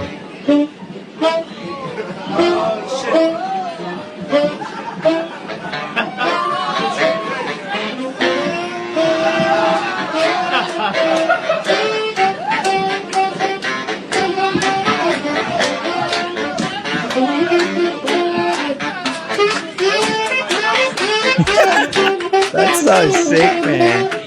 Drop it back. That's in my phone,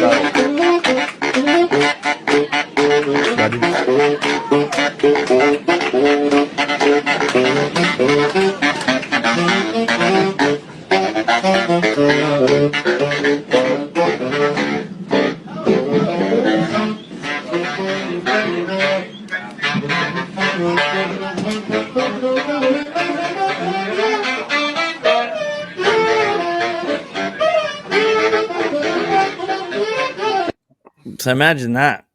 So yeah, I don't know if it was set up or not. He looked a bit too keen. Like at the beginning, he was frothing trying to get his shit out. But so I think it might have been real. Pretty cool. But I dig that sort of stuff, man. Spontaneous fucking weirdos. And I lived with musos a lot, and so has PJ. And that sort of spontaneous sort of shit does happen. Everybody these days, because of the internet, thinks that everything's staged. But that sort of stuff does happen from time to time. Some of the best stuff I've seen is like with Adrian and Joey. And Jaden. Studio, just jamming. Oh, yeah. Like crazy Dude. shit you've never heard. Yeah, man. Absolutely. Absolutely. Yeah, so I just wanted to throw that on because I think it's cool. Love that shit. Thank you. Hey, how about a plug for Michael? He's got this idea that he's pushing at the moment. Blue bees. Oh, yeah? I've seen them. Yeah, so it's made a dress, free bee. What's a It's blue bees because blue bees apparently they dig holes and they're not part of a hive. And they're this insect that actually goes off on their own. Even though they're a bee, they're not a hive mind. So that's the whole thinking behind it. Fuck, he's got quite a bit of I don't know where you go to buy them. Go onto Michael Gray Griffith's interviews and try and figure it out yourself. Because I'm promoting his stuff because we're so fucking bad. We're bad at fucking the blue bee symbol. Yeah. Oh, here we go. Blue bee badges, cafelockdown.com. Yeah. Oh, so the Australian blue-banded bee does not live or work in a hive and follows no queen. It also uses... What happens? Nothing. It won't go to the next page. It also uses nasty language and cunt a lot. Yeah. Look, you can so get cat. It definitely fits right in with us.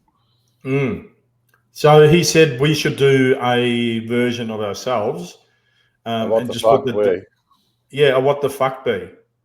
So use the blue bee and just put the what the fuck logo on it. So I did. If we work hard at it, it'll be ready in 5 years' time. But I noticed you've moved the roll of stickers out of vision. Oh. Rather than cut them up.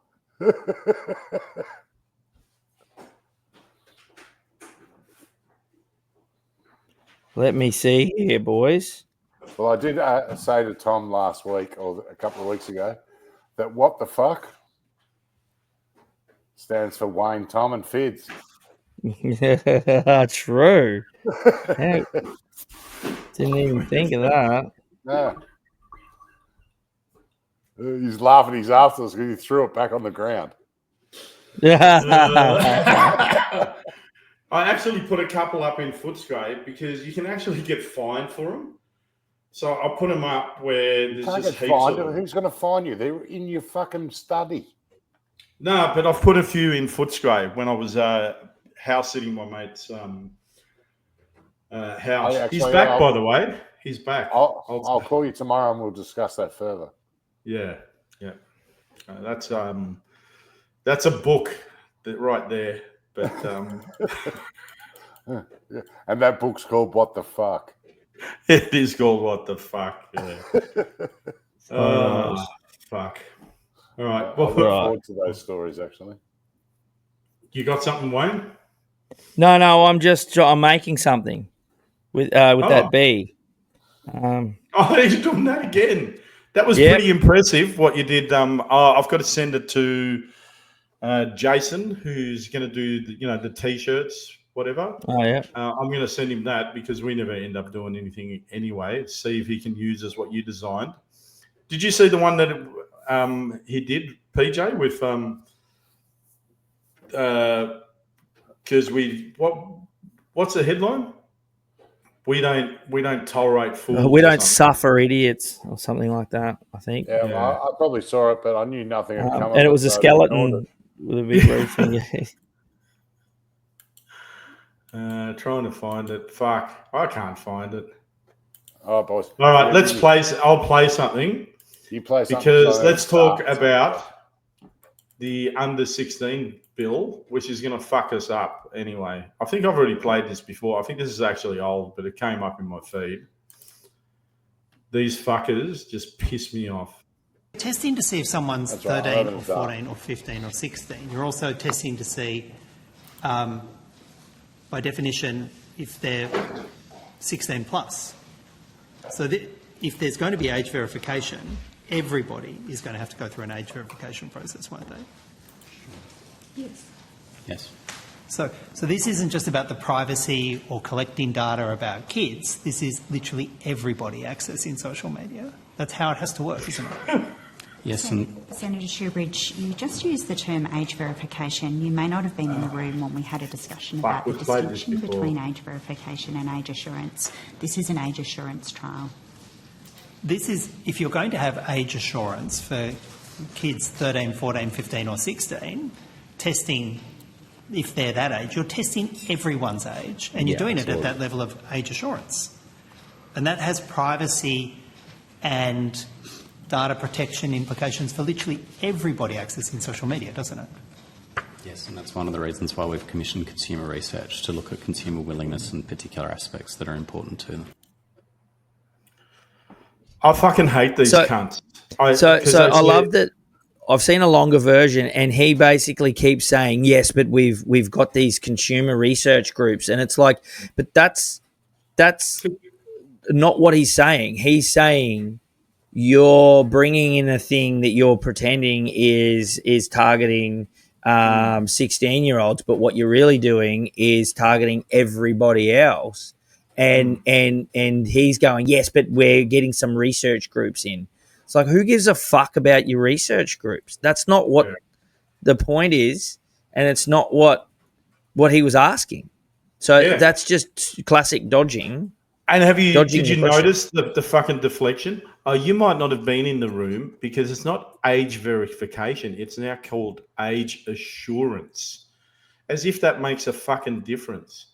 It's the same fucking thing. You are getting the age verification of everyone, which was what we said, and we all know now, because we all know that we're now going to get fucking digital ID. We're all going to have to be verified so we can use the fucking internet.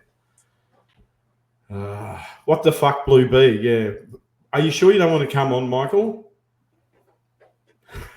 He's stoned, he said. Yeah, he's too stoned. That's all right, man. He doesn't need to come on. No, I'm just stirring. I'm stirring. Oh, do they have Blue B stubby holders? Michael, that's a good. We got it. Why don't we do that? Because we're lazy as fuck.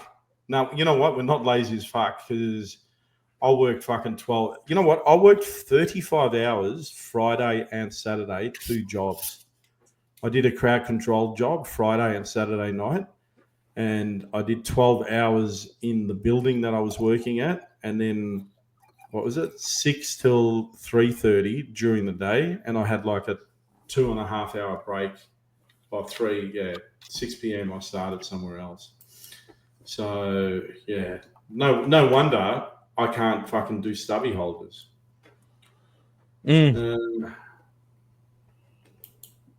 Yeah. So yeah, this age verification, man. Do you think it's gonna they're gonna try? Do you think it's gonna fail miserably? Oh, we were talking about this. Yeah, what do you think? Like you said, I reckon there will be a fuck up, like you said, because I don't think they have everything in place, even though they're listening to the fucking WHO and WEF and they're trying to implement it. There's still just people and they're retarded, and especially the politicians, they don't understand tech, and they're just going, all right, let's just do this. And they don't realize how long it's going to fucking take and how many problems are going to be associated with the whole thing. And you're going to have hackers, people that are going to try and get their way around it. And there's people like us who are going to use VPNs and try to fuck the whole thing up. And, for starters, you can get a fake vaccination certificate, so you can get a fake ID. And have you noticed how many ads for YouTube are on the radio at the moment? Yeah, I have actually. Yeah, they're constant. I've never heard a YouTube ad until recently. Yeah. Oh, you just reminded me of something. I'll see if I can bring it up. That fucking what do you call it? The e-safety commissioner. She was on the ABC. Let's see if I can just get a little snippet. Here we go. Fuck, where is it? Okay. Here we go. This should do. Here's a minute 24 of this fucking bitch. Oh no, here we go. We're not going to get this minute 24 back either. Here we go. Let's see if we can make it to the end of the minute 24. Yeah, I've heard about the VPNs not working as well. What you're going to have to do just before you put this up with the VPNs, from what I can understand, is you're going to have to change your geolocationing each time you log on or do anything They're going to, if they get it done the way they want it to happen, your setup will be constantly sending IP information back and forth through servers. And so if you'll have to actually change your geolocation and leave it changed, but it means that everything that relies on geolocation on, say, for example, your phone will no longer work, like Google Maps and all that sort of stuff. So you'll be able to access things, but you won't be able to access the rest of it. It'll be a pain in the ass that you've got to constantly be changing your location. And then if you say create a Facebook, for example, in and you've geolocated it to America, if you click on something Australian or put any sort of information in there like a phone number, it will be able to potentially understand that you are not in America and then cancel all your accounts. I don't know if it's going to be that high tech, at least straight away, but it is going to be one of them things where you don't just have a VPN and then suddenly everything's normal. You will have to constantly log in, change your location, and deal with it. It's at the point where I'll probably just delete everything. I can't be fucked. Can I just... You're not going to say you live in India? What's that? You're not going to just tell everyone that your VPN that you live in India? Can I just say, like, how the fuck are we going to get around it? Because Johanna's just got the rules are based on compliance. That is what the research is for. No compliance, no rules. It was the same for COVID mandates. But the problem is, because we use the internet so much now, how the fuck are you going to get around it? Like, if you want to sign into the internet, do you have to fucking use your digital ID straight away? That's what's going to happen. The only way that we can get around it is if there's a legal loophole and there's some kind of a know your right style letter that gets passed around where people can fight the fact that we don't want to have to put an ID forward and that it's against our human right to do so. And I don't like the geolocation shit, so they know fucking exactly where we are. They know every fucking move. They know they're going to fucking then put up bank accounts to it as well. Cocksuckers. Anyway, let's have a listen. This is just random. I listened to the whole fucking podcast. Robin did a podcast on it and basically listened to the whole thing and then stopped it and talked about it. So I listened to that yesterday. So well done, Courage is the Cure, Robin. But here we go. Let's listen to a minute 24 and see how much we can fucking... Before presenting a screen, remove other media. We haven't got anything fucking up. Yeah, it's ridiculous, isn't it? Yeah, like it's gone backwards. It's fucking gone it's getting backwards. worse, not better.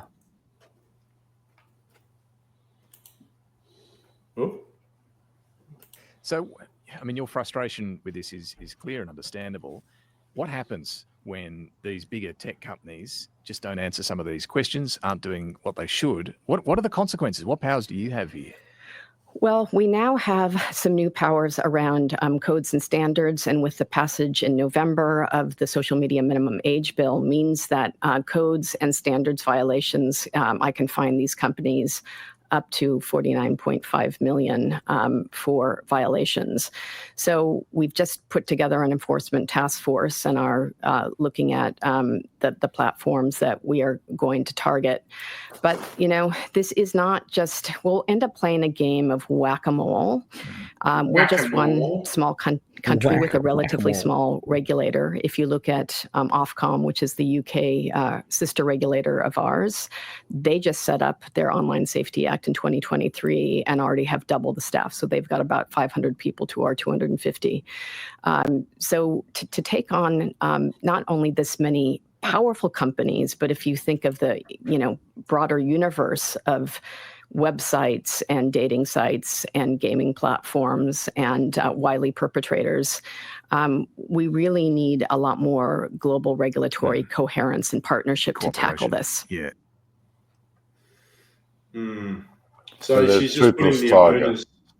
she's putting the onus on everyone else. This actually reminds me of COVID, where it's like, everyone's got to do it. It's all mandated. And now it's the doctors and the employer's fault because we didn't say you had to do it, which they did. So now the employers are liable for any class action. And they're coming. We've got a friend who works at a law firm. There's going to be big fucking class actions coming, believe it or not. So I do know that much. And I'm Mr. fucking pessimist, as I've always said, and yeah, whatever. But got the inside info. There's a lot of fucking class actions are coming. So really, yeah. Good luck on some of the fucking employers. Yeah, I'll tell you later how I know. But yeah, so fucking.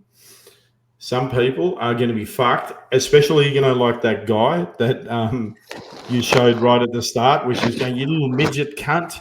You're going to be fucked. Yeah, some of those people, I think, are going to get done.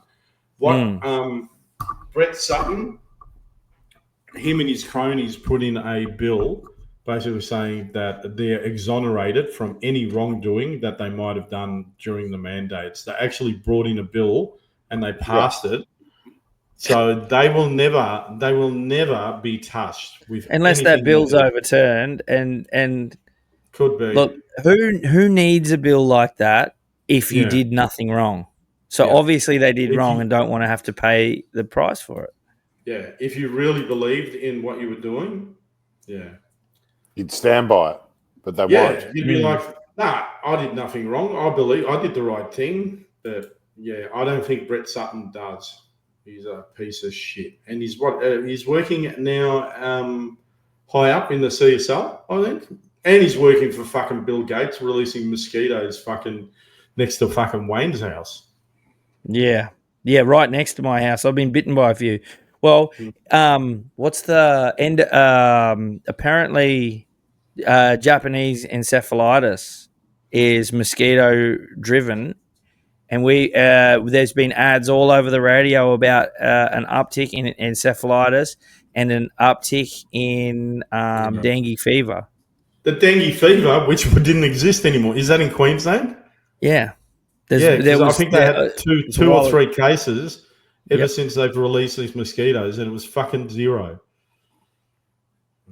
Fuck, it's just so fucking obvious.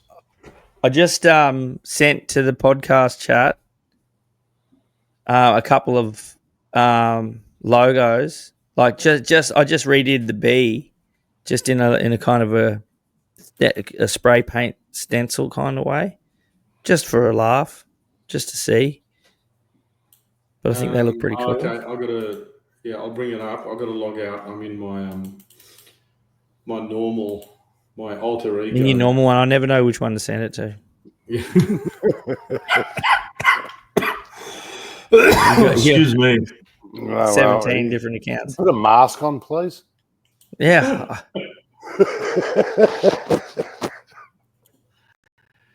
All right. Well, I honestly think that it's going to be the next big lockdown.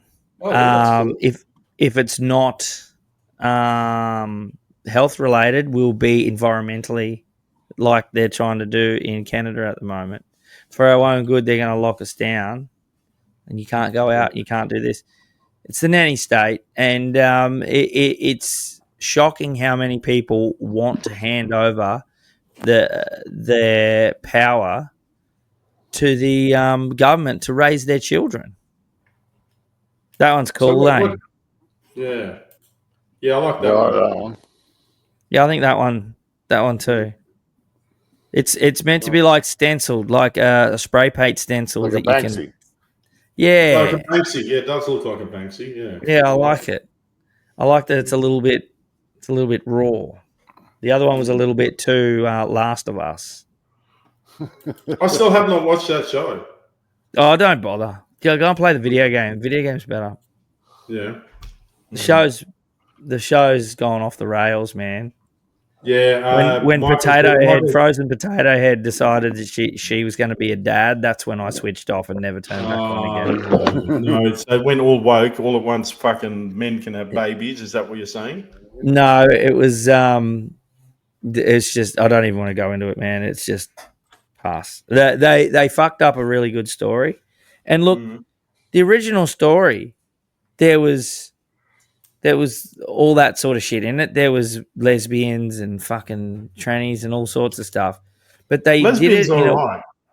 but they did it in a way that wasn't so up and fucking front and center of the story that it was just a fucking now we're going to give you an education on how you should think.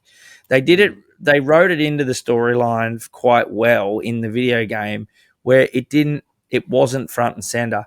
Whereas in the show, they've scrapped a lot of the storyline and a lot of what made the storyline good, and they've pushed this stupid shit up to the fucking front and in the middle. And it was enough for me to turn it off, and I'll just play the video game. Oh, It's fucking terrible. Have you seen the new GTA that's coming out? That's going to have, I have seen lots of it all the time. That is also going to have a thing on it where you have to upload your ID to prove that you're over 21 or you're not allowed to play it. Is that what you're talking about? Hang on a minute, because I saw the trailer.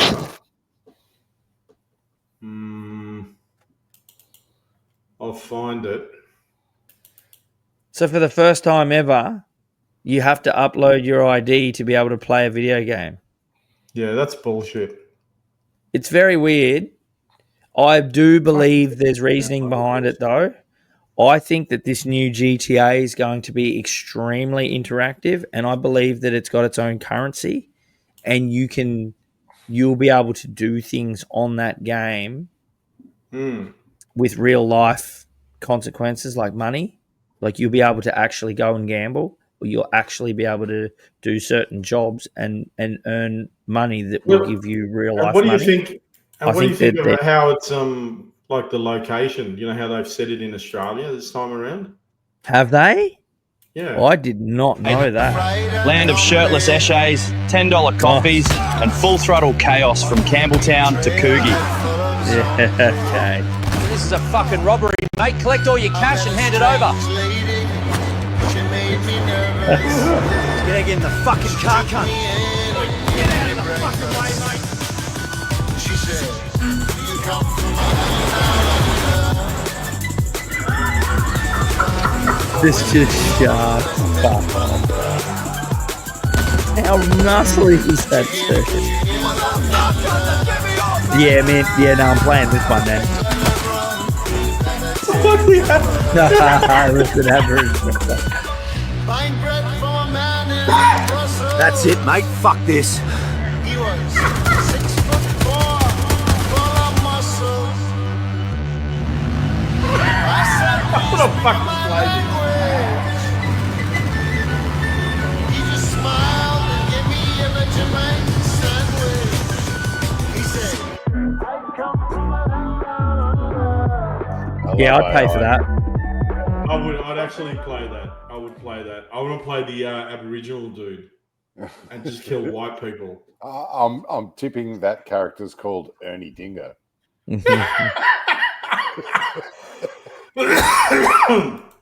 Oh my god. Yeah, that all right, fair enough. I'll take it all back. I'm now keen. Take my money. Take my ID. Fuck. I mean, but seriously, with the digital ID, so what are you boys gonna put your ID in and get digital, or are you gonna delete your social medias? I don't know how it's. And you know what? Someone in the comments, I'm not sure. I think it was Lynette. She the said only she's social been media on I social use- media for 16 years. So that automatically should give her clearance. right. Yeah. You There know, should why be- does she have to prove who the fuck she is? Yeah, I think it's going gonna- to 20 years. I think it's going to be a constant thing. So it'll be like it'll be like signing in and having to put your password in. It'll be like facial recognition. It'll be every time you go on, you got to do it again. It won't just be once to prove you verify your account. because your children could get on your account. Yeah. So I think it's going to be a constant thing. It's like the what do you call it when the blow in to turn your car on? Oh yeah, like an interlocker.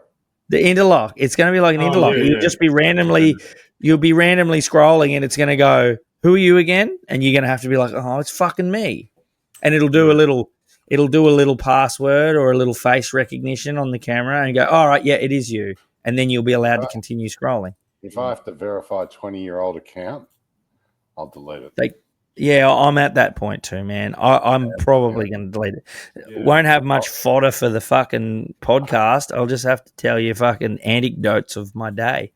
But well, surely that will be enough. So I really don't know until this comment here. Understand how it fucking works. Just this comment here from X. Why can't we just put a 4-pin code like an iPhone? Maybe we will, but that's not the point. The point is that we have to now verify ourselves, so you don't get to opt out of a digital ID, and we now have to verify ourselves to be online. It'll start slowly with little things, but it'll eventually be anything you want to do. And the real problem comes when if you do something that they don't like, that they'll be able to deny your access. They'll also be able to deny access to certain things. They'll be able to know who you are and what you're looking at, which they already do. But there's at least some level of enemy and us and them. They can't control the websites, but when they can control whether you can be on or not, and they know where they can hit you the hardest. He's on Facebook all the time, so we'll take away Facebook. They can start controlling the narrative more from what you actually see on your reach. So it's not about whether we need to punch in a password every now and then. It's about when they take away that ability to log on or our freedom on the internet to do what we want to do. It will that will be the real problem, because everyone I talk to about it that hasn't put much thought into it, the first thing they say is, "Oh, well, I don't care. They've already got everything on me. I've been on," like you guys just said, we've been on social media for 20 years. They know everything about me. Yes, but they're not controlling you. You're still able to log on and off whenever you want, and all they're doing right at the moment is skimming your data. Your data for what you want to buy the most. But now we're moving more into the world with the digital ID. We're moving more into the world of China, where it is the social currency. It's the social, what do they call it? It's essentially like if you don't pay your bills, then you'll get, that's right, the social credit score. Yeah. So it's the gateway to the credit score, where the same way that you've got a license and when you get your license, you get given 12 points. And if you fuck around, you lose points. And if you lose all your points, you lose your license. And if you lose your points enough, you lose your car and your license and your ability to get it back. They're going to do the same. They're going to do the same thing with the internet, right? That's the Trojan horse. Excuse me, but you were doing something you shouldn't have been doing. You were looking at misinformation. You were spreading misinformation. There goes some points. Yeah. Pretty soon, you won't be allowed on the internet anymore. Yeah, it's what the tradies that I was talking about at the start of the podcast basically said. What pissed them off was you can march for Black Lives Matter, Palestinian fucking overseas, which I think is a terrible thing. You can march for fucking the Israeli state. You can march for whatever the fuck you want. But as soon as you say Daniel Andrews is a cunt, which he is, and we all know it, then the cops come out with fucking rubber bullets. Well, and like let's not say it like that. Let's give it the respect it deserves, because obviously if you just rolled around and just went feral at people who didn't deserve it, then then there'd be a reason that there'd be some animosity. But it wasn't that. Whenever so just to rewind, we had Daniel Andrews, who took emergency powers for the better part of 2 years and essentially ran around and did whatever he wanted, and changed the laws to suit himself for that whole time, when there was no real pandemic and the goalposts were constantly moving and they were aiming for 0 cases in something that was never going to be worldwide, never going to be 0. He kept emergency powers long after they were not needed anymore. The emergency was over. He still had emergency powers, and he used it all the way up until the day he left. Now, if anyone had a problem or questioned that or wanted to march for their freedom, their businesses were being closed down after 2 years. Life was fucked. Schooling was fucked. Everything wasn't very livable in Melbourne at the time. And if you took to the streets to voice your concern and put a bit of pushback on the way the government was handling something that was clearly mishandled, some of the worst mishandling on planet Earth, then suddenly it was illegal and a health risk. When during the height of the pandemic, you were allowed to march for Black Lives Matter, which was an American thing. Absolutely. So it wasn't even an Australian thing, yet Australians were able to march. I didn't ever understand that. And I don't understand why marching for Palestine in Australia does fuck all either. What does that actually achieve for Palestine? Yeah.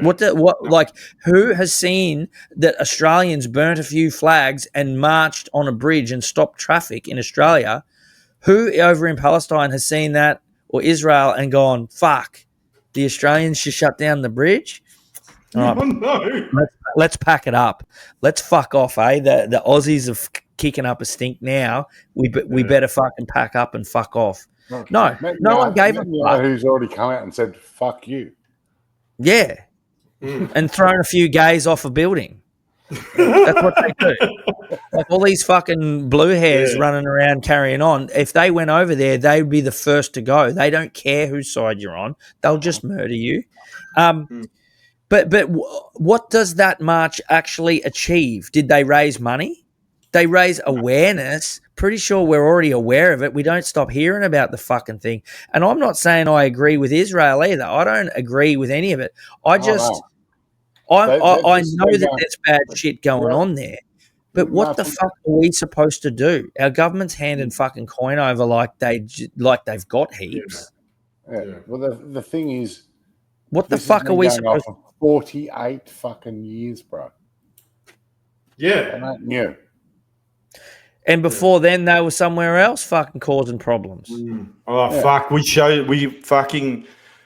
Last week, I put this video on, man, and it's like created a ruckus. Yeah, the Israelis are disturbing. It was very disturbing. These Israelis are basically laughing about the Nakba, Nakba massacre. How they were just fucking putting him in pens, and then a young guy was just fucking machine gunning him. And there's this old guy from the 1948s, 1950s, but now he's just rallying the troops, and he's in his 70s or 80s. And he's like, kill every last one of them. Should I put it back on? Should I put it on again? No, don't. It's. I know what it is, man, because I've seen nothing but it. The point, though, isn't that I've taken a side or that I don't agree or I don't think it's a real issue. Oh, yeah. But I don't think walking around in Australia, stopping traffic, burning flags, writing anti-Australian sentiments on the ground in spray paint, and then fucking throwing fucking rocks at the cops, and the cops just stand there doing fucking nothing. That's what pisses me off. I don't understand how that helps Palestine at all, or innocent people that are getting fucked over.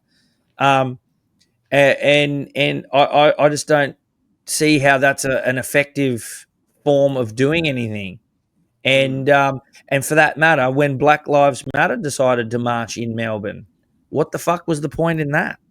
Yeah. Well, what the fuck is Melbourne? On both causes, obviously, fucking I support both. obviously what's happening in fucking Palestine is an absolute disgrace and complete genocide from a nation of people who know what genocide is.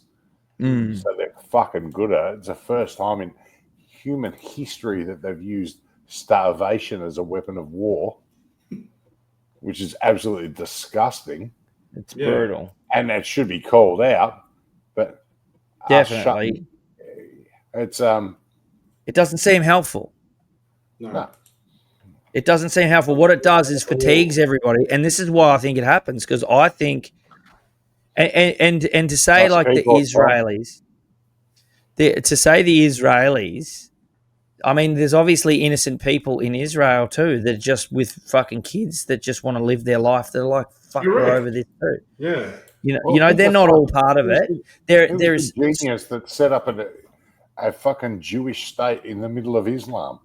What are you fucking retarded? Right. So, but what I'm going to say is if we're to believe that the level of control from the Israel state is so fundamentally through Western society, where Trump's being controlled and so on and so forth, then isn't it then pretty not a very far step or reach to say that they will allow these stupid fucking protests, if not want them and push for them, because all it does is fatigues people to the point where people start, like, everybody's turning on the Palestinian people and the protesters, because they're like, shut the fuck up. How can you do this? Like, auntie, fucking, you yelling, you know. So we're turning on them. It's fatiguing us about it, while the Israelis just sit there and say nothing.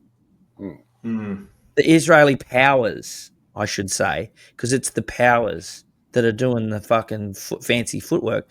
But they're sitting there saying nothing, and all you see is these cunts burning flags and writing fucking bullshit on the ground, and immediately you go, fuck off. I don't support you. So it's fatiguing. It's fatiguing that side. So I wouldn't mind betting that it's all orchestrated and organised. Exactly. I think you have a very valid point.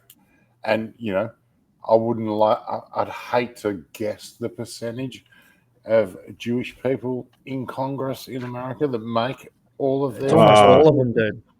Yeah. It's almost all of them. Do you remember when Kanye had that app? He had a fucking spreadsheet, and it was just, and he goes, everything red was Jewish, and it's just all the jobs in the American government, and it was just red. And he's just like, Jew. Well, it's like the rigmarole here. You know, as soon as someone starts attacking a very, very small community in this country, the Jewish community, fucking hell, didn't we go up in arms and protect them? Oh, yeah. But the people, Look, they can go to a foreign land and destroy it. Have a go at them here, and you'll end up in prison for a very long time. Yeah, absolutely. So the Zionists, so everyone always makes sure we point out the Zionists are the ones to blame, because there are innocent people caught in the fucking crossfire, as I think also by design. They want there to be a fuckload of innocent people, so it doesn't seem. Remember, Hamas is hiding in all of those buildings and the hospitals. That's why they've got to take it all down. Like, this is why they've done this. Fuck this.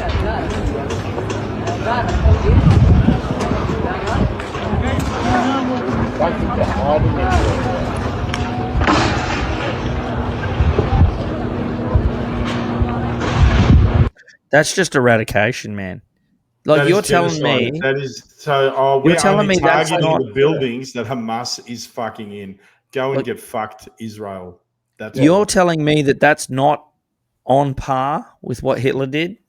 Correct. No. They're doing the same fucking thing, and they've been doing it for fucking 48 years. Lunik, remember Lunik, the cartoonist that passed away? I was spewing because I knew. Well, I got to know just on Facebook, not personally, his niece, and I was going to try and get him to come on, and then he passed away. So he got fired from The Age, and he did this cartoon where it's basically the Nazis marching the Jews into the concentration camp, and then he's got the split screen, and it's got the Jews marching the Palestinians into the concentration camps. Into the camps. And they're doing the same fucking thing that they should have learned from. It's learned behaviour, mate. It's learned behaviour. It's like, and if you can even believe the numbers of the concentration camps, I've seen a lot of fucking weird shit. And I'm not saying I deny the whole thing, but I think that it was extremely blown out of proportion to what reality was. I'm going to get my dad in trouble. He'll never know. He's deaf now anyway. But he'd be like, 6 million? 6 million? No, there's not enough bullets. There's not enough bullets. Gas chambers? No. 6 million? Bullshit. How many did the Russians kill? Yeah. It's the same with Syria. That's all I get. You know, the war in Syria went for years and years, and they absolutely decimated one of the oldest cities in the world. Is gone. Yep. So, when was the last time you heard about them rebuilding or doing anything in fucking Syria? Yeah. But you know what? I would say I easily accept that 6 million fucking died because they were pretty organized and so on. Because if you have a think about it, Syria that you just mentioned, Rwanda, all those African countries, the Russians killed more than, mate, there's been killing going on and mass murder. And then we're here in Australia and fucking, we go through fucking money problems, fucking love and marriage and relationship problems. And we have a big fucking cry while a guy in Africa or fucking Syria is fighting for his fucking life and just wants to fucking eat the next day. That's why. Or not get bombed or chopped up or not get whatever. Bombed or chopped up, yeah. So you got to put that into perspective. I'm saying, it's heartbreaking, especially when you see the kids, man. The kids are the big one. That's what kills me. There's nothing more innocent than children. I remember you having the big argument with Robin from Courage of the Cure when we had her on. And I'm like, yeah, I get it. Because I still believe vaccines are doing huge harm. But I don't think it compares when you're fucking getting bombed and little kids are fucking having their limbs fucking torn apart. Did you see people are scraping flour off the ground to eat? Yeah, I've seen the kids, and they look like the old school Ethiopian ads for the World Vision ads from 25 years ago, where they got fat guts because they're fucking just about to starve to death, not because they're actually fat. All fucking ribs and little fucking poor little cunts, man. And that's a little kid. And I can't handle when my kids didn't get lunch in time and start crying because they're hungry. Scrape a knee and you fucking start carrying on. But this is the first time in history that starvation has been used as a tool of war. Yeah. No. What is it? Holodomor? Fucking the Russians did it years ago with the Ukrainians. They fucking killed fucking millions through famine. Yeah, the Bolsheviks did the same fucking thing. It's been used throughout history just to fucking, just kill. And I mean, you know what? Even in medieval times, they would surround the castle and the castle would hopefully have enough fucking... You would think that we've evolved beyond that. And the fact that we haven't, regardless of whether it's been done or not, the fact that it's being used right now today with all this social justice that's going on. Oh, go and get fucked. And all they're doing is burning flags in other countries and dyeing their hair blue. It's not the way to win. It's not the way to do anything about it. Let's change tact a bit. Mark McDonald just sent me this. Have a look at the way to beat cost of living, a video on X I just sent. So let's have a look at this. I've been beating that for years, mate. Don't worry about that. I made a salad last night. The main ingredient was tomahawk steak. I love it. All right. I actually went to the butcher the other day and got myself a couple of rump steaks, but the Wagyu ones, they were on special, and they were marbled. But I don't love really full on Wagyu because it's too much. But the rumps weren't. They were Wagyu, but they weren't crazy marbled. There was just enough in there, and I knew they'd be fall to bitsy. And fuck, man, they were ridiculously good. Yeah. You know what I think? Changed my life. Really good. Change your life. The rump roasts that you can buy. Mm. I just buy them, cut them in the steaks. Yeah. Hey, they're guys, they're like those Brazilian ones. how have we not thought of this? Andrew Hargraves has just fucking solved it. Here, let me do the things. Ready? They need machete bins over there. That will stop everything.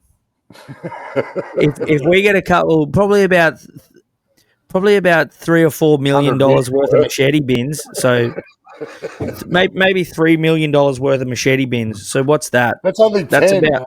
That's about 10 bins. If we can get 10 bins over there for about $3 million, actually, give them it'll cost a bit to get them out there. We'll probably only get 5 over there for $3 million because what one of the tradies, one of the Transport. tradies said to do, and I just want to make it clear: do not what he said. He said people are going to mistake them for Brotherhood bins, and they're going to chuck in dildos, put letters in, fuck Jacinta Allen, and manure. You know how she copied manure. I said last week. I said, everybody, pick up your dog shit, put it in a machete bin. Yes. Yeah. Fill it up with pus. You know what? If I was a person of a certain like from a certain country, Ethnicity. like Sudan. So Sudanese, yeah. Did anyone else like watching? Did anyone else like watching Black Hawk Down? Oh, Cobb. Oh, what? Because anyway, got shot? Anyway, if I was a Sudanese gangster, I would be rubbing my hands, going, "I'm getting a fucking grinder, and it's fucking machete time." I hope somebody tries to open the bin and steal them all. Could you imagine if they went to steal them and the Vic police jump out and be like, "Ha, gotcha." Damn it. They tricked us.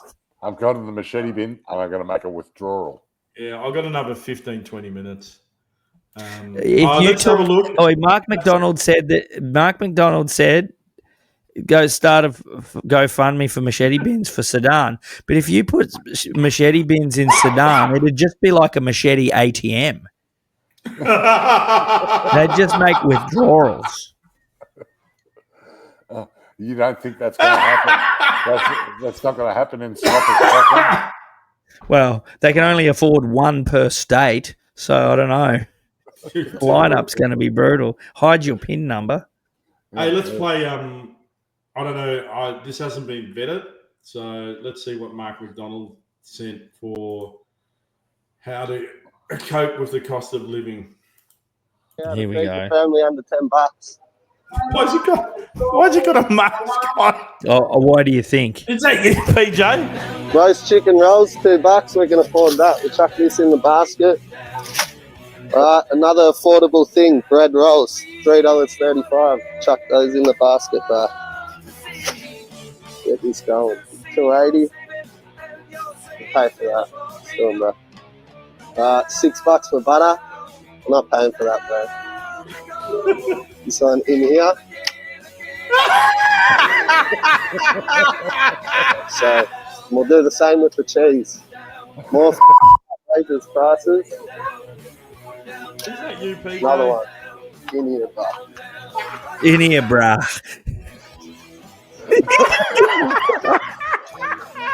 $12.50. Not happening, bro. Not today. That's how Not it's done. happening. Feed the family under $10, bro. We got this. We got this. And then we got this. Not quite under $10. Just proves how up inflation Coles and Woolworths are. So this is going to happen until prices go down, motherfucker. I've got one word for that. Amateur. Hot dick. He's got a hot dick. I couldn't believe he put the cooked chook in his pants. That would have been roasty, man. Oh, that would have cooked. Mate, imagine it. It would have been like a fucking marination down there. Mate, I got a. He might have had the Hitler. He might have had your brother's Hitler mustache down there. You know, A little bit of a runway. I got a whole pork roast the other day for $2, and it was so hot I could hardly carry it. I've got a mate, Simon, who works at Northland. I'm not sure if he is anymore, so he probably wouldn't give a fuck anyway if I mentioned his Well, he name. drove through there in his four-wheel drive, so he should. What's his last name and home address? His home address. But yeah, he was just saying that all the people starting with S, he goes, basically we can't touch them. Like we've just Sudanese. Yeah. Just say it. You've already said it 15 times. There's no point self-censoring now. We're already fucking live on the internet talking shit about a whole race. So he basically said, like, that's part of the reason, because they know they can't touch him. And it's the same with this guy. He's obviously white, but he's had enough, and he's gone, well, when you see a dude dressed like that with that sort of a balaclava, you tend to not want to get stabbed. So he's the type that would probably have a machete down that leg as well. Like, it's not just the Sudanese. Us whiteys like a fucking machete. I still want to get a video of me going into the local liquor land in a full burqa and just grabbing a slab of VB, putting it on my shoulder, paying for it, and walk out. Paying for it? Oh, yeah. Just walk out if you got a burqa on. What are they going to do? Chase you? Just start yelling at Allah Akbar. They'll just leave you alone. Oh, yeah. You know, when I did my security, we're going to do the Is This Racist, because I've got to go soon. But you just reminded me of when I was doing my security course for the fucking first time 30 years ago. They said you've got to be 100% sure when you grab someone, when you think they've fucking stolen something. Because there was a guy that used to go into Myers and he'd grab a video camera and put it in his fucking jacket, and then they'd grab him and they go, you know, you've got the video camera and it's stealing, and you're fucking, and they're like, he's like, nah, it's my camera. And they're like, nah, it's not. We saw you take it off the shelf. So the cops would come and he'd fucking produce a receipt, and he had a scam going. So then he'd take him to court every time. And it's unlawful incarceration and kidnapping, so they'd have to pay him out like $10,000 or $20,000, $30,000 every time. So they had this scam going, but they couldn't. Wow! Because you have to be 100% fucking correct. And I always remember that. That's stuck in my head from 30 years ago doing the fucking course. Hey, how about let's do Is This Racist? Because I've got enough time. Yeah. People talking shit as well. Yeah. Talking that shit. Pretty much a whole bottle of fucking. I haven't had anything. Is this racist? Is this had racist? coffee. Fuck, did I do You it? just saw that bottle of. Started acting like a lizard person. My eyes fucking blinked sideways and up, mate. Oh, it hasn't. Where's it gone? You know that weird animal, and it's like, you remember that? It's like a little quokka or something, and it licks the freckle of the other one. I'm gonna find that weird little animal. It's there just. All right, we're gonna have going back to licking freckles again. Jesus Christ! Anyone would think I was into it? No. Yeah, you are into it. Just get yourself a. Leave it alone. Talking that shit. the trauma that I experienced when I was a flight attendant for Qatar Airways, having to deal with those flights to India and dealing with really unhygienic people. Oh my God. Why would you defecate on the fucking bathroom floor instead of using the fucking toilet to take a shit? It's a fucking full flight on a Boeing 777 and then you want us to clean up your shit because you don't know how to use a toilet. Some of them, they don't know how to use a Western toilet, so they just shit on the floor. Wait. You're saying that those flights to India... Yeah. That they everyone has to know that Mark used to be a flight attendant for some of the biggest airlines in the world. That's right. Yeah, most lavish, right? Can you say the names of them? Qatar Airways and Virgin Australia. Okay, and you did it for many years too, right? Yeah. Okay. Yeah. Now you're saying that those flights, some of those flights that went to India, you're saying that some people on those passenger flights pull their pants down and in the take toilet. Shit on the toilet floor, and then we have to put on those plastic gloves and pick up that shit and clean it because it's a fucking full flight. Talking that shit. So that sort of is this racist as well. So how can you not get a toilet? Imagine opening a toilet and looking down and seeing like a toilet seat that's clearly designed to sit on and being like, yeah, I don't get it. And just taking a massive shit on the floor and being like, I'm sure that's what I'm supposed to have done. And it's also, to make it worse, is these people live off naan and biryani. Oh, yeah. No, I saw Tasha's comment. Is Tom drunk? Careful out there, mate. No, I'm fine. I actually only had 3 drinks over the whole thing. I'll have a water before I go, but yeah, I'm actually more tired. I'm more tired. I've been up since fucking haven't had much sleep. All right, is this racist? Is it racist? Because I found it now. And then we're gonna joint shut the computers tonight. It's gonna I think we're all going because I got to go to bed. Yeah. I'm up at 4 a.m. Here we go. Oh, I had a It's on Tinder. Do you ever date like a black nerd? No, never. I've never dated a black. I've banged a few, but I never dated. Really? What would you talk about? Cosby? He's married to a black lady. What? Yeah, I'm married to a black What's lady. that This is his second like? black wedding. Second black? Yeah. Marriage. I'm trying to add the extra word every time Norman says black. Tell me everything. Yeah, the baby had the umbilical cord around her neck, so they had to do the old fucking lynching. open it up. Yeah, they had it 3 times. I had Sorry. I had 3. I had it too. Comedy podcast. I had it too. I had it wrapped. It's genetics. What the fuck? Nah, bro, I must be dreaming. How? I think the lions are Muslims. Doctor, we're losing her. Bring it in. Is that extra crispy? Welcome to India, sir. Thank you. Is this deodorant? Are you trying to contaminate the whole goddamn airport? Security! Why do you always eat white chocolate, mate? So I don't accidentally bite my own finger. An African and a Jew are jumping out of a plane. Who lands first? The African, because chains are heavier than ash. Your brother sent you this. This from Michael. Sorry about the digger. Don't be sorry, I chose to marry him.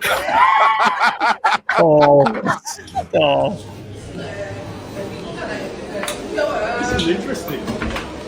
But the Chinese get in. Unbelievable what me.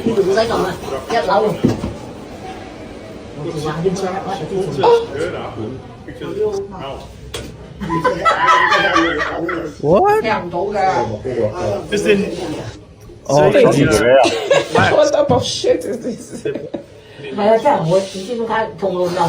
It's like, man, these guys stink.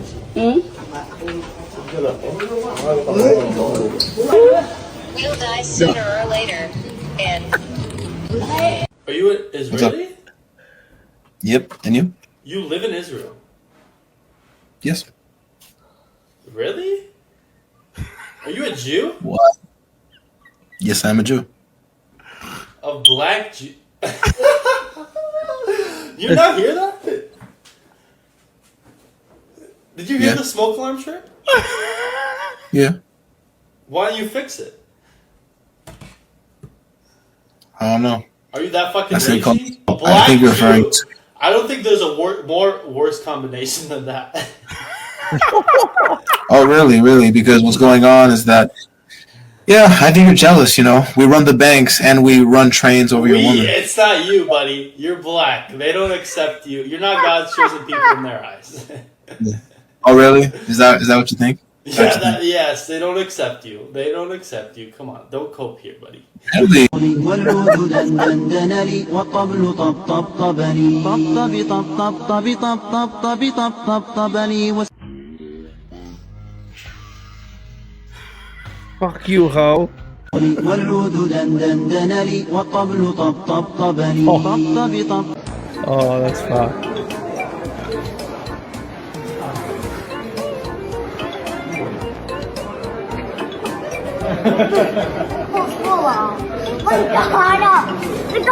In China, there are 10 million Chinese paedophiles. 10 million Chinese paedophiles in China, and there's not enough kids. Because they've been restricting the birth. There's all these poor pedos, and they're going, where's all the fucking kids? And, you know, fuck me, we're having to double up here, and I just thought of a joke then, I can't do it. It is actually too offensive.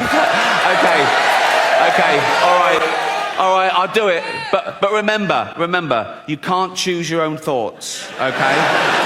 And I just had this thought, right?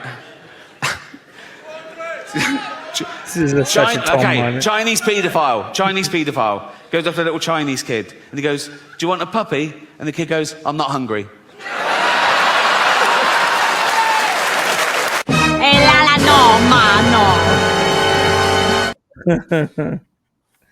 Too much, isn't I it? think we'll end it. There was some Should we shoppers end there, it with mate. that?